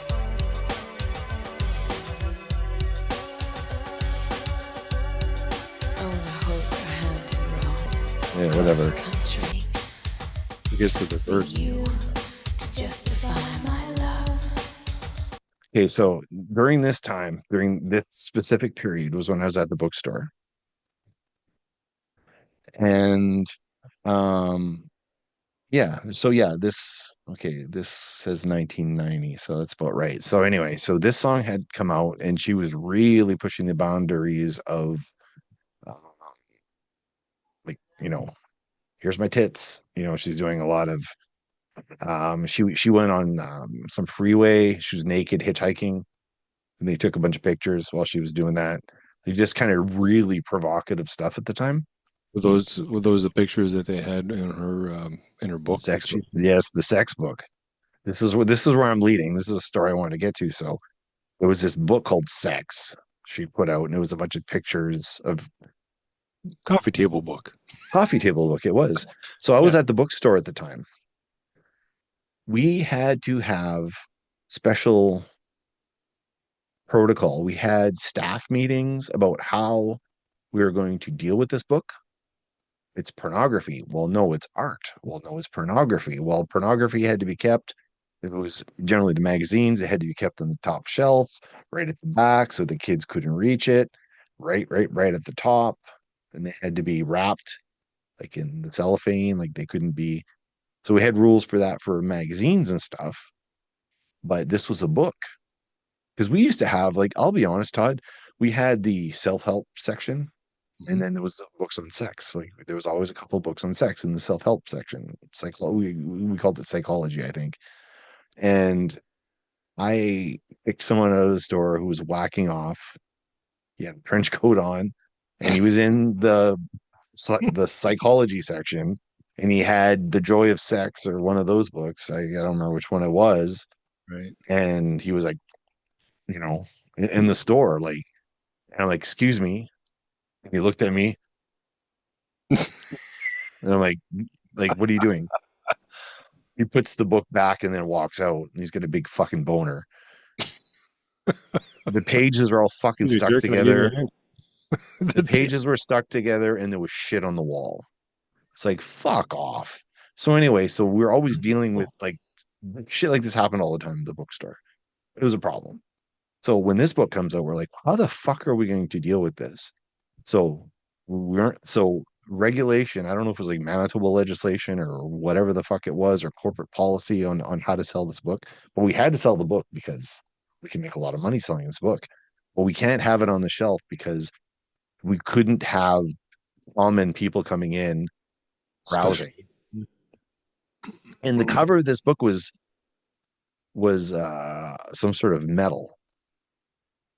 Like it was the front and back cover was metal of some kind, like a thick metal. The book was fucking heavy. Oh. And it's like punched out the word sex, I think, through it, like through a. Anyway, so we had to sell it behind the counter. We had to ask for ID. And we sold a shit ton of that book, man. Like people were coming in. We had people protesting that we were selling it. Therefore, we had to have it behind the counter, and people, like, we had religious groups and shit. When we were selling American Psycho, it was the same thing. Like that book, American Psycho. Yep. You've probably heard of the movie, right? American Psycho movie. Yep. We had issues with that too. Like people were going ape shit about it, like the church people, and it was like, you can't sell that book. Like you can't sell that book. Like it was a problem. If you don't want it, What's it's not that? for you. It's not for you. It's like if it had physics and stuff, and you're not into physics, it's not for you. Yeah. It's not. Only for the people who want to see it. The guy with the trench coat, maybe he wants it. Yeah. Tell him to Like, stay home. Don't do it in Yeah. the store.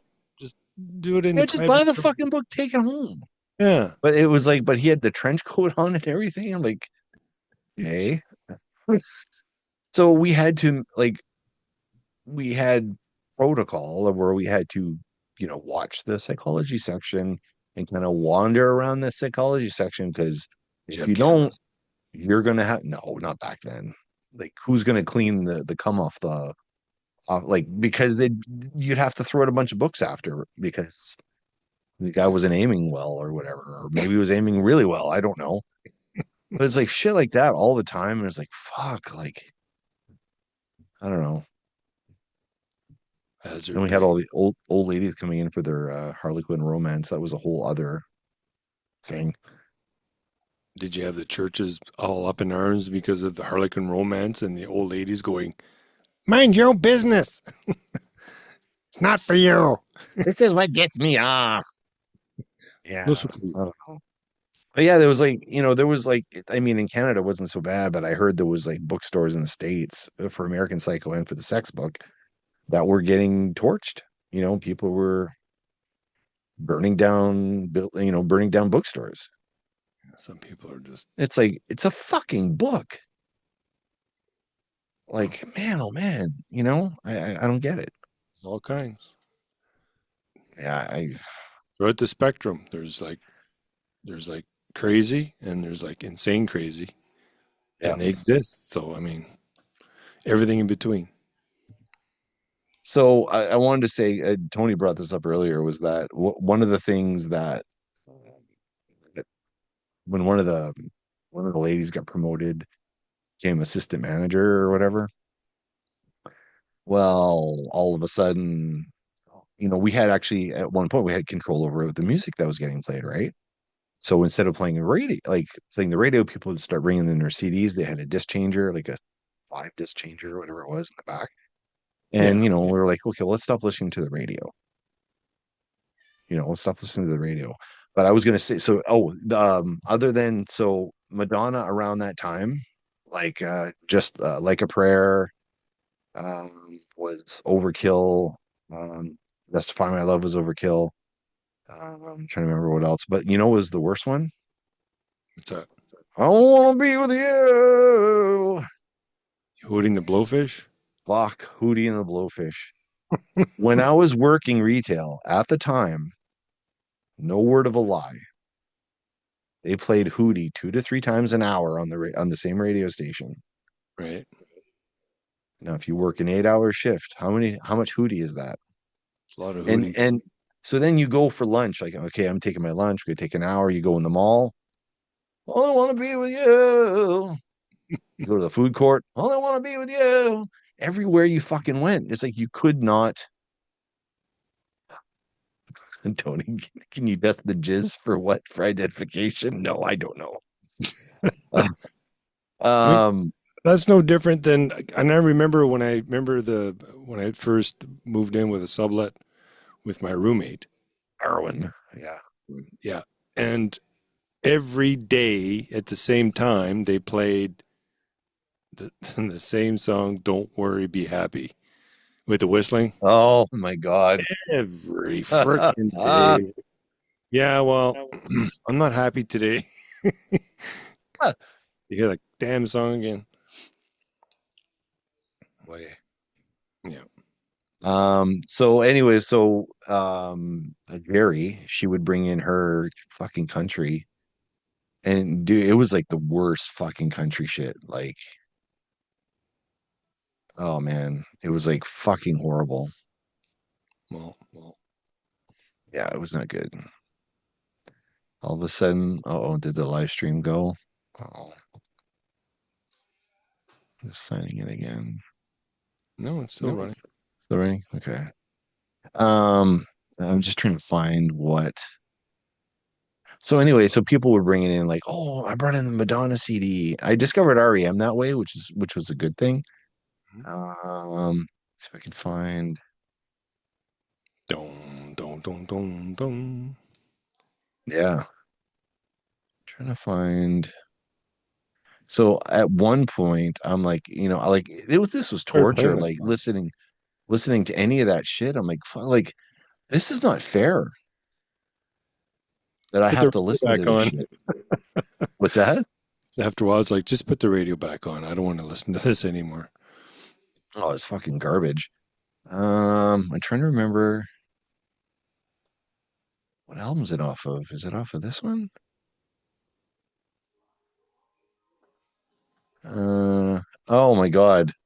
Okay, here. So I get so frustrated with this, like everyone bringing in their music. Like, Nancy would come in and she'd bring in like Bad Brains or Black Flag, and they'd tell her to turn it off right away. But unfortunately, like we're like, the thing I didn't really understand is like, if you get to play what you want to listen to, and you're like, well, this is okay to listen to. This is easy listening. There's nothing offensive about it. It's not going to upset anybody. Yeah, This is definitely. what You're we're not going to want to put in the. well, they say they can over. play whatever they want, right? Like, so Hootie and the Blowfish, or Madonna's Greatest Hits, or oh my God, what's her name? Reba McEntire, or fucking Garth Brooks. So much fucking Garth Brooks. And it was too much. It's like, fuck. Like, I was taking offense to it. Right? So it's like, it's not hurting anybody. Yeah, it's hurting me. This isn't cool. Like, this is actually hurting me. You got to turn this shit off. Like, this isn't good. I would complain. Like, this isn't fair. You don't find this music offensive. Great. I do. So let me play something. So they said, okay, fine. Play something. So I played this.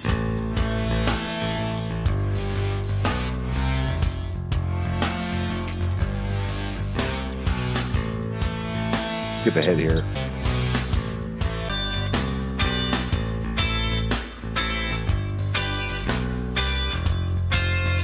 Easy white man. You speak of Rastafari, but how can you justify belief in a... Now at this point, they're like, okay, you know what?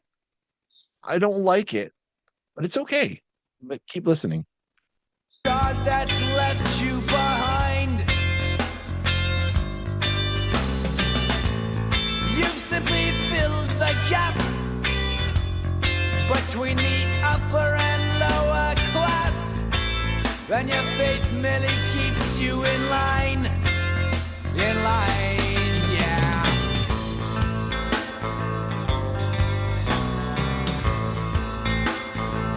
Hey, so not bad, right? Pretty. Is that the song? You remember when you made that tape? Was that the beginning? Which tape? The VHS. Remember when we did it at the... We did our movie? And the movie, yeah. Yeah, this was, yeah. Is that the beginning? Yeah. Because that's what brings me back to that time. Yeah, I'm gonna find, so this is playing, and Jerry, the country music person. Yeah. Like, okay, I'm okay. I mean, I don't like it, but this is fine. We can listen to this. And this is after hours. Like, the doors are locked and we're just cleaning, right? So it's like, after hours, we're gonna turn the radio off. We're gonna actually play music the employees want to hear, right? While we're all cleaning up. So I'm gonna skip ahead a bit here. I look at science of the Gaza Strip, the West Bank, the Gaza Strip, soon to be parking lots for American tourists. Fascist cops, yeah.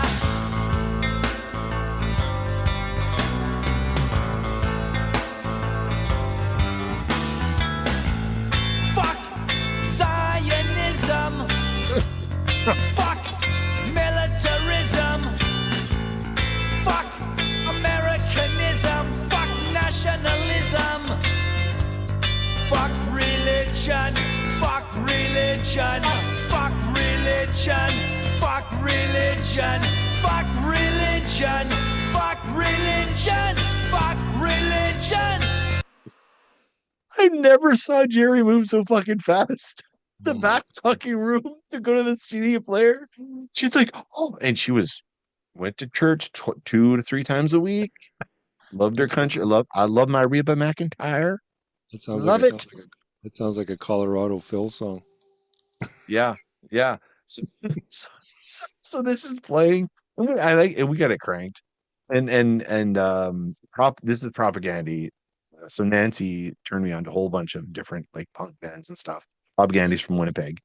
So she turned me on to this band. So I put this on. And so Jerry, she was like 5 foot nothing. This song comes on and it's cranked. Like the stores next door on each side can probably hear us. Hear the Like music. reggae. Yeah, and she's like fucking boots it to the back and turns the power off on the CD player. I hear it. Yeah. Like it was I get another opportunity to listen to what you want. It's Garth Brooks from here on out. Okay, well then just turn it off. I don't want to hear it. Yeah, I don't want to hear anything. And that's what I said. Like, I don't want to hear, I can't. That's offensive. What I listen to is not offensive. And I said, it's not offensive to you. It's offensive to me. Yeah. Because when in some of the stuff she was putting on was like church music. Yeah. Oh, praise Jesus. Oh. You know, it's like, it's different when you're imposing your shit on me. It's not offensive when you're imposing your shit on me. I'm not imposing anything on you. I'm just playing music, which you don't like. Yeah. But it's like, but I did that on purpose. That was me being an asshole. I used to do asshole-ish things quite a bit back then. Make life interesting. Yeah. Anyway. Yeah. Yeah. Well,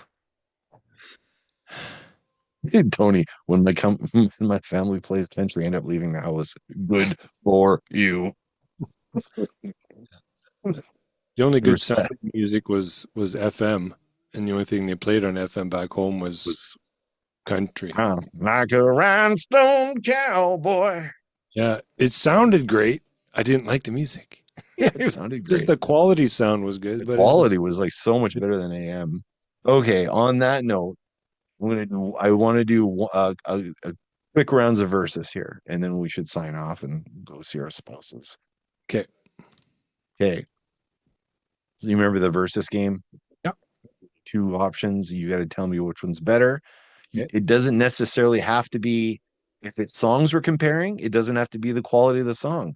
There might be a word in that song that you like better than the word in the other song. You can find whatever way the versus is supposed to take place. Well, like I've said, the lyrics is probably the second to No, but whatever. Anything.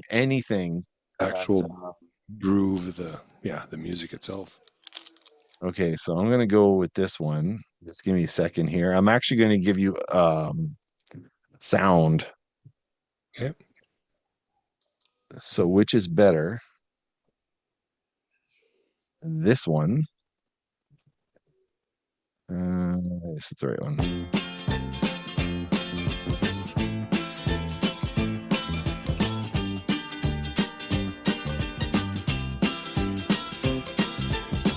I'm coming home, I've done my time. Now I've got to know what is and isn't mine. Are you Earworm? You know the song? Oh yeah. Skip ahead.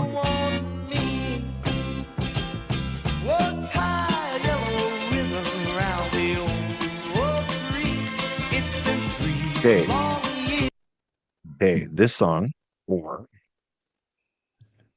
Oh shit! Wait, where's the other one? Okay, I didn't have it queued. Hang on, tiptoe. Whoa, hang on. There's a whole story behind that last song. Okay, well then the good you have something to talk about. Okay, so that song versus this song, which one's better? Okay.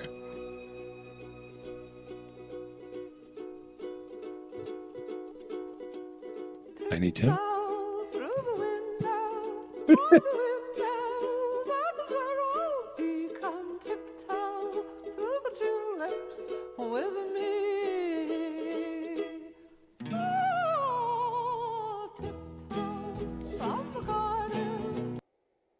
I think that's enough of it. Sung by Tiny Tim, also known as Kevin Brown from Saskatoon.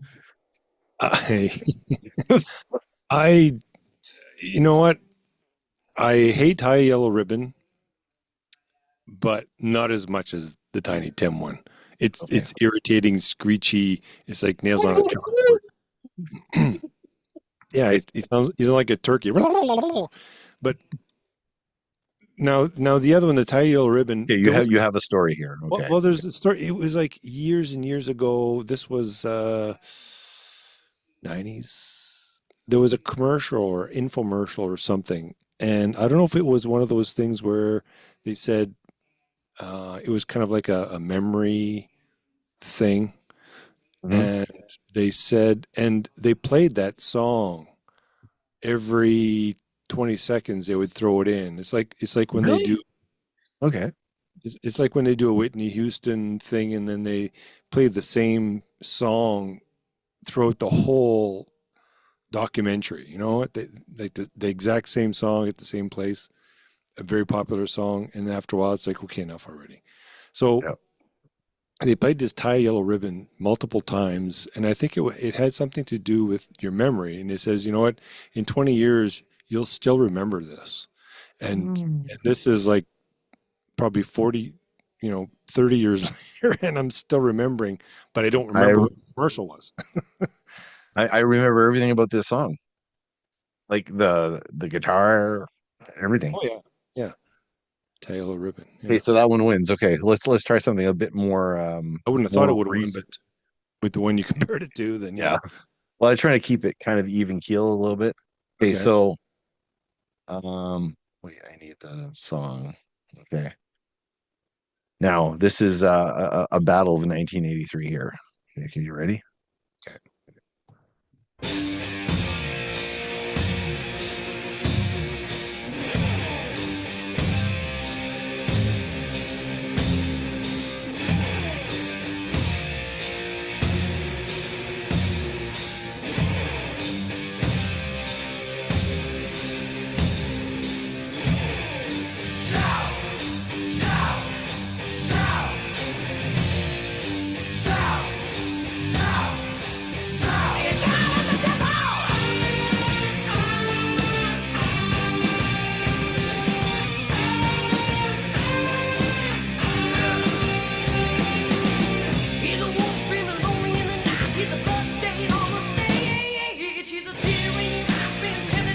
Old Motley Crue.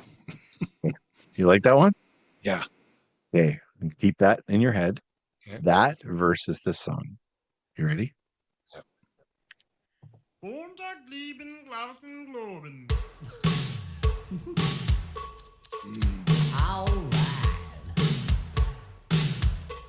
I got something to say. Well, it's better to burn out. Yeah. Than fade away. All right.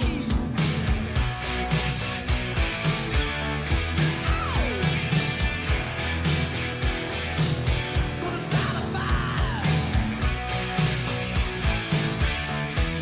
Come on, rise up, gather round, rock this place to the ground, burn it up, let's go for broke. Watch the night go up in smoke. Rock on. Wow. I picked two really hard ones. Which one came first? Both are 83. Wow. Because I remember when I was at Memez, Yeah. Ghoul. Ghoul, yeah. Ghoul. And Pepper was really known for chores, pretty much. So if I stayed over there, Mom and Dad went out. If I was staying over there, I don't know if you were. I think you were there too.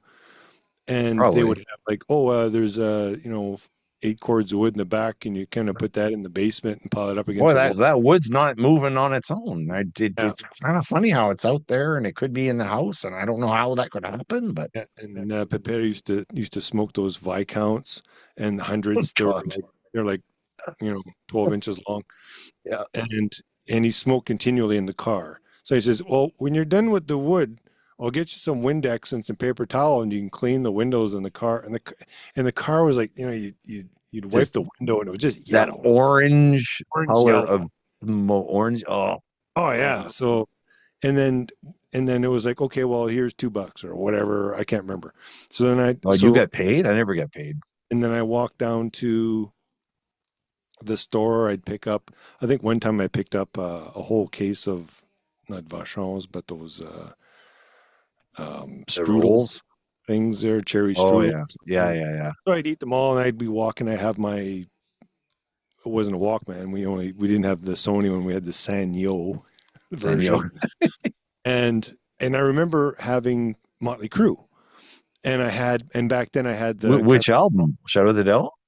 I can't remember, but I know that was.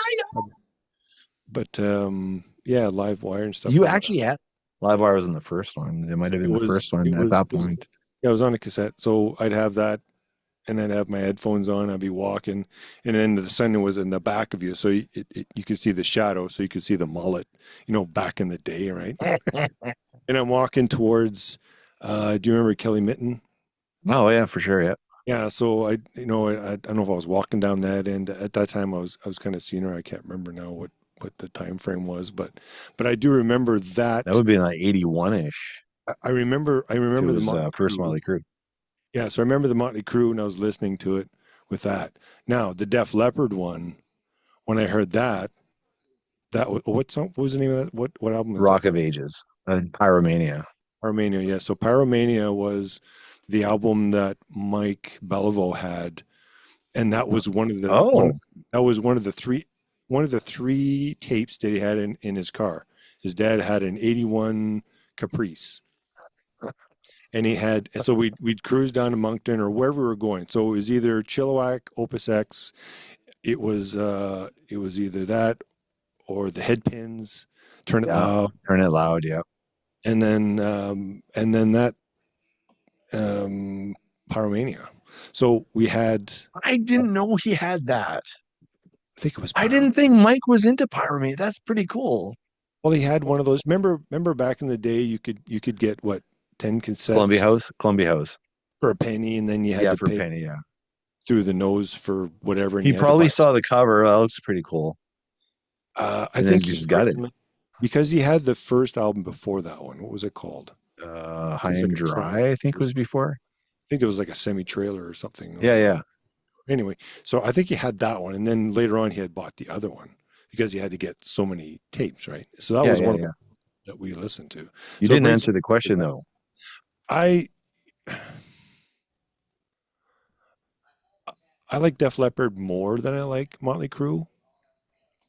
But at the time when I had first heard the Motley Crue, because I think Sam had a lot of, it was Bon Jovi, Motley Crue, AC/DC, that type of stuff. I'd kind of heard it, but I didn't really get into it a whole lot. But On Through the Night was the album, by the way. It was 80s. Yeah, it was like 80s metal rock. Like that was back then. That was the big thing. That's what Sam was into. But Def Leppard is I mean, if I were to compare it now, I'd say Def Leppard. Yeah. Back then it was like nostalgic would be the young version of Motley Crue when they were young. Yes. Yeah. I liked Motley Crue. Yeah, same. I like at the time Motley Crue was cooler. Yeah. But I'm going to tell you a story. I shared this on the Discord server on and the podcast will rock. Or no, not on the podcast rock. Ultimate Catalog Clash. So I told the story of when Pyromania came out, and I went to this party, and we were like, I don't know, 12, maybe 13 years old, whatever it was. I went to this party, and there was girls at the party. Okay. So I'm like, holy fuck, there's girls here. Like, holy shit. How old were you? Like 12, maybe 13. And I'm like, oh my God, there's girls here. Yeah. Like, because, we get together, just the dudes, all the time. But we're at a party and there was girls there. And it's like, there was like 10 guys and 2 girls, but whatever. Everybody's nervous. They're all in the corner and they're like, and I'm like, they're looking at them or talk to them. So one of the girls goes and, hits eject, takes the cassette out. We're listening to it's like Iron Maiden or something, maybe. Anyway, so she puts a cassette in. It's play, and it's Romania. I'm like, oh, it's pretty good. I was kind of more leaning towards like the Motley Crues of the thing, or Iron Maiden, and at the day, or like Kiss, Lick It Up, or whatever.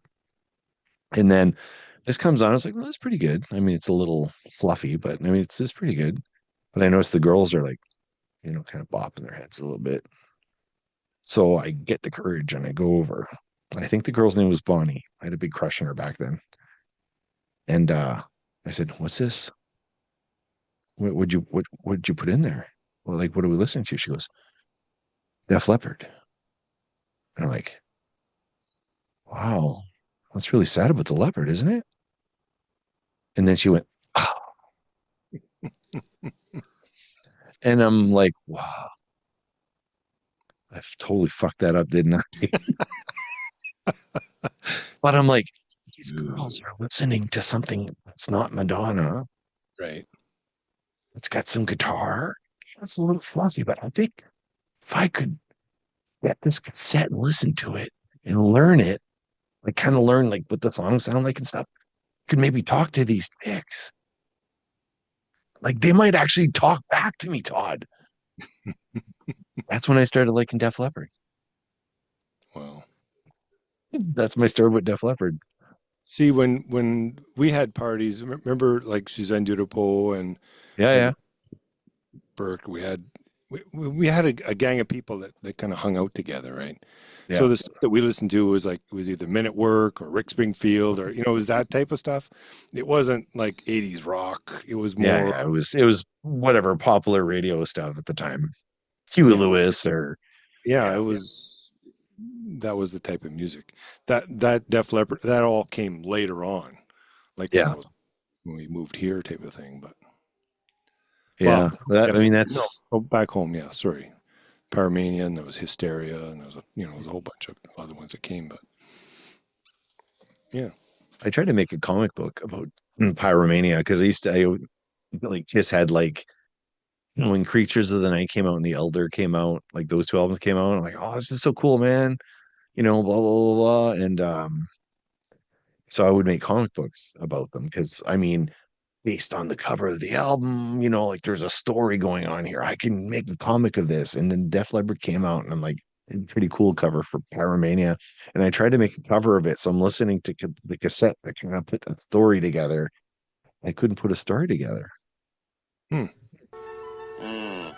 Say, I knew I should have made a left turn at Albuquerque. Forgot what we were doing. Versus. Oh yes. Oh yeah. So you picked Rock of Ages, okay. Yeah. We'll finish off these categories real quick. These ones are not like it's as bad. So MASH versus WKRP. MASH. Oh, interesting choice. WKRP was good. I didn't watch it as much as MASH because I think MASH was on like at 5 o'clock or on. It was on a time when we could watch it when mom and dad would watch it. Yeah, we were watching it during supper or whatever. WKRP I think was more later on, and we may have been doing something else at the time. It was kind of hippy dippy too in comparison. I don't think mom and dad were into that. Yeah, like Les Nessman and was it Flytrap and Venus Flytrap. Oh my god, no! What the hell is his name? Yeah, for me it's WKRP. Tony votes WKRP. He preferred Sophie's Choice, Crew and Def Leppard, both classics, but Motley wins. Yeah. I remember the WKRP one with the turkeys. That one was, that's a famous. I think I watched MASH at the time because that's what we watched. Klinger was hilarious. Radar, I always loved Radar and stuff. However, I will say in retrospect, was that Grape Knee High? That's what he drank. What? Grape Knee High. Wow. Radar O'Reilly. Yeah. Johnny Fever. That's what I was trying to think of. So anyway, like 10 years later, 15 years later, whatever it is, on YouTube, I'm watching some WKRP and I'm like, I really like WKRP like a lot. Like, but I was never able to watch it at the time, right? So now MASH was it's just what everybody was watching MASH. It was like the most watched, like the finale was the most watched, television of all time at the time. So, I mean, we were wrapped up in that. But for me, WKRP. Sonny and Cher were on at night, I think from 9 till 10. Yeah. The time was 9. I would sneak down the stairs and sit there and listen and watch while mom and dad were watching it. through the wrought iron railing. I went downstairs. Yeah, no, but when you came down the stairs, there was a wall on the right hand side all the way down. Mm-hmm. And then when you get almost to the end, you could just kind of sit there and you could kind of watch. Yeah. And then of course they'd see me and go to bed. Yeah. Okay, what about the Police? Man, the Police or Triumph?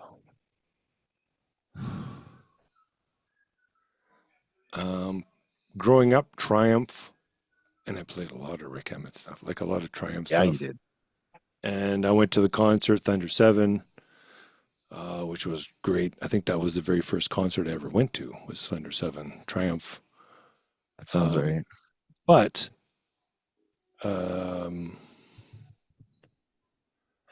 sorry, what was the other band? The Police. Police.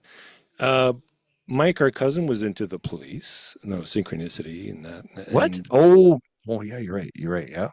And it was one of those things where I had heard maybe a song or two, but it wasn't enough for me to buy an album, because to be able to buy an album, you had to have money. It's like I said, nowadays you can cherry pick whatever you want.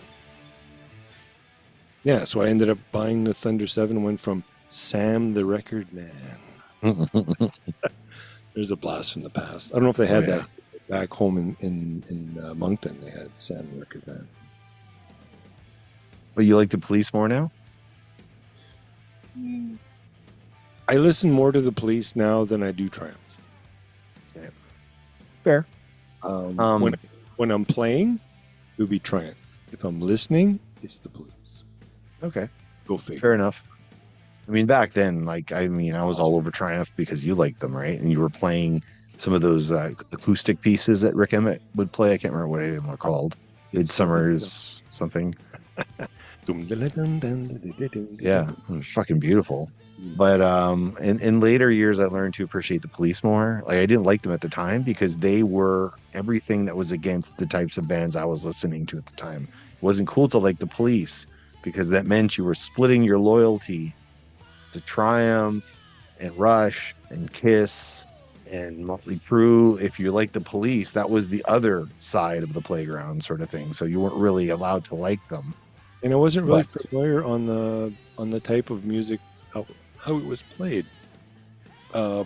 Zap's brother had a band, it was Charles, I think, and they played some Police, but it was like, oh, this sounds very intricate. But I think what it was is there was a lot of delays and stuff that I had never really experimented with yet at that point, because it was just pure, just driving rock stuff. There was no real effects to say, Yeah.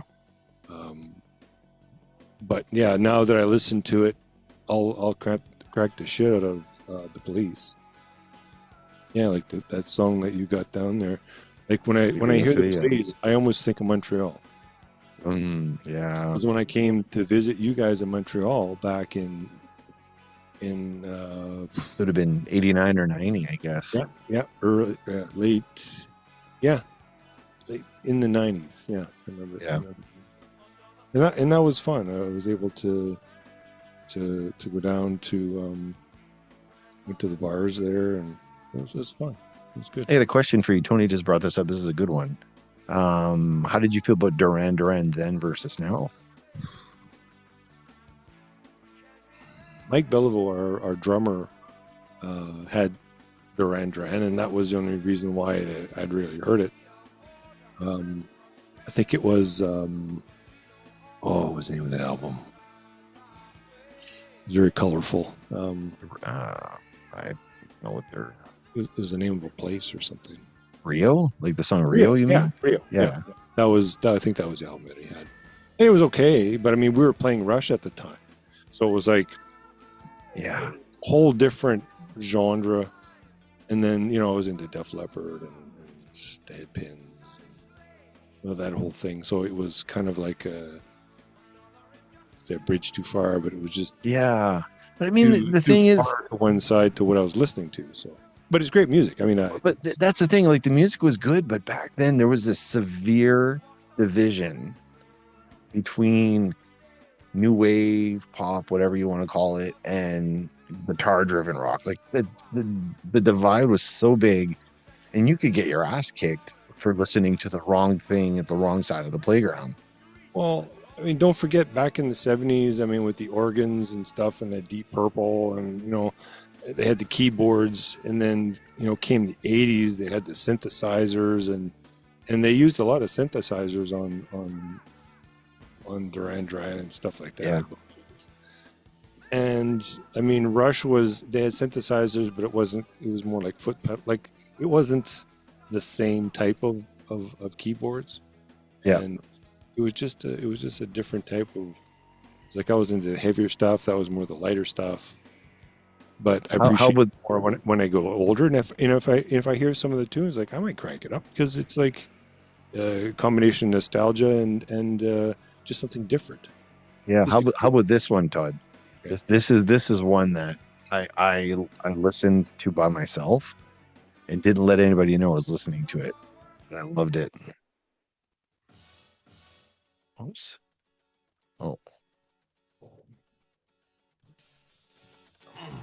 Tell me about your childhood.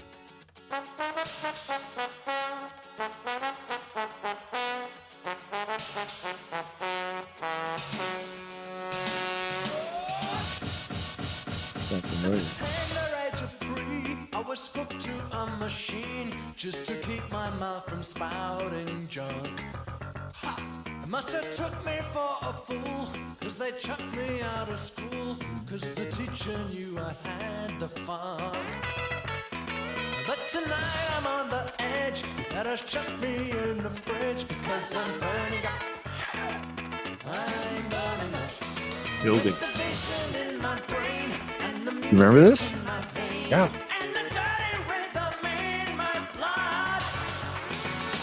Here we go. Very Police. What band is it? Thomas Dolby. I think he plays all the instruments, to be honest. Oh. This one came up too. Corey brought like this one up. Bass, but it's definitely, you can tell it's keyboards. Yeah, it's synth bass for sure. But this is the one they did an album review of this album. I'm sure you remember this. The Eurythmics or yeah. I always liked that too. Now that reminds me of going to Halifax. I knew that was going to spike memory. Oh, it's amazing. A song will bring you back. And this reminds me of when I was in the Air Cadets, and there was Zap, myself, and a couple other people. We were going to Halifax, so we loaded up in one of those Greyhound buses. And oh my God. Oh yeah, we went there and we went to this haunted place. And we did a tour and stuff. So yeah, that was pretty fun. There's like a bunch of money dropping. Let's get rid of a bunch of shit here. Okay, sorry. Oh, you're doing that. Okay. Yeah, so that's me. Sorry. Yeah. So yeah, that's what it brings me back to. But yeah, it was a good song. Good song. So I listened to that album because Corey's got his show, The Ultimate Catalog Clash with Kevin Brown, Brit who pretend, or the Saskatoonian who pretends to be a Brit who lives in Saskatoon. Right. They played through the whole album. I kind of rated every song on a scale of 1 to 10, based on music, based on lyrics, and based on production. Mm-hmm. But that album's crap. I remember buying it on cassette. I'm pretty sure it was cassette I bought it on. And I mean, I heard the song, right? I saw the video, Sweet Dreams Made of This. Annie Lennox, like, oh my God, like, who's this lady? She's like just gorgeous with this amazing, like, otherworldly voice. And I buy the cassette because I'm super excited, and it's fucking horrible. Like, there's a couple of great songs and a bunch of heavy synth pop which I was not into at the time. I could appreciate that song because even though it's keyboards, there's a rock edge to it. Mm-hmm. You know, it was a little cooler. But I remember selling the cassette. It was so bad, I ended up buying Lick It Up instead. Well, you're So more that, kiss. oh yeah. Anyway, um, and last category, Oh, is one more? Okay. one more. You ready? Okay. Stone Cold Steve Austin Okay. or Charles Bronson?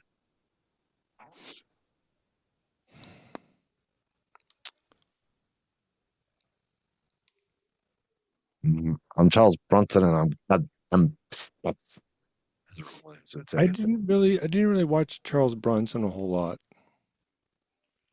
There wasn't a But whole did you lot. watch Stone Cold? I don't think you watched Stone Cold a whole lot either. Well, I watched him. Yeah, like wrestling. That's who you're talking about, right? Yeah, Steve Austin. Yeah, Stone Cold. He was like, yeah, uh, yeah. I watched him. I prefer Stone Cold actually.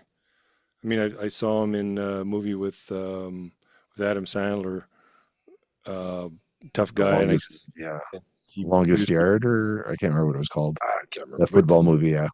yeah, I mean, and that was a good movie. The wrestling, I liked it when Steve was there. You know why? Because Stone Cold said so. Like it was like whatever it was, like whatever his catchphrase was. So it was good.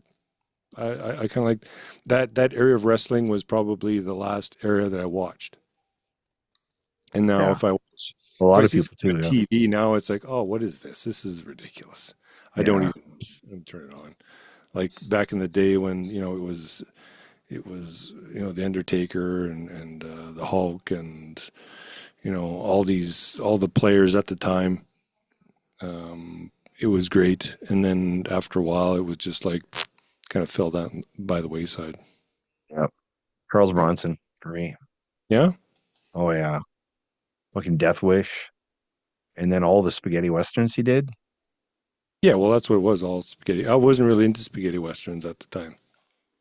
Dad was because he was, Oh yeah, well, I mean that's where I cowboy yeah, horses, well cattle. yeah, That but was now I have that again with my father-in-law. Like he loves Charles Bronson. Out of okay, all the cowboys, right? all the cowboy guys like from that era, Charles Bronson all day long. Clint Eastwood. Charles Bronson. Exactly. We try to put a Clint Eastwood. No, put the Bronson guy with the mustache. Yeah, Guy he'll over make there. my day for me.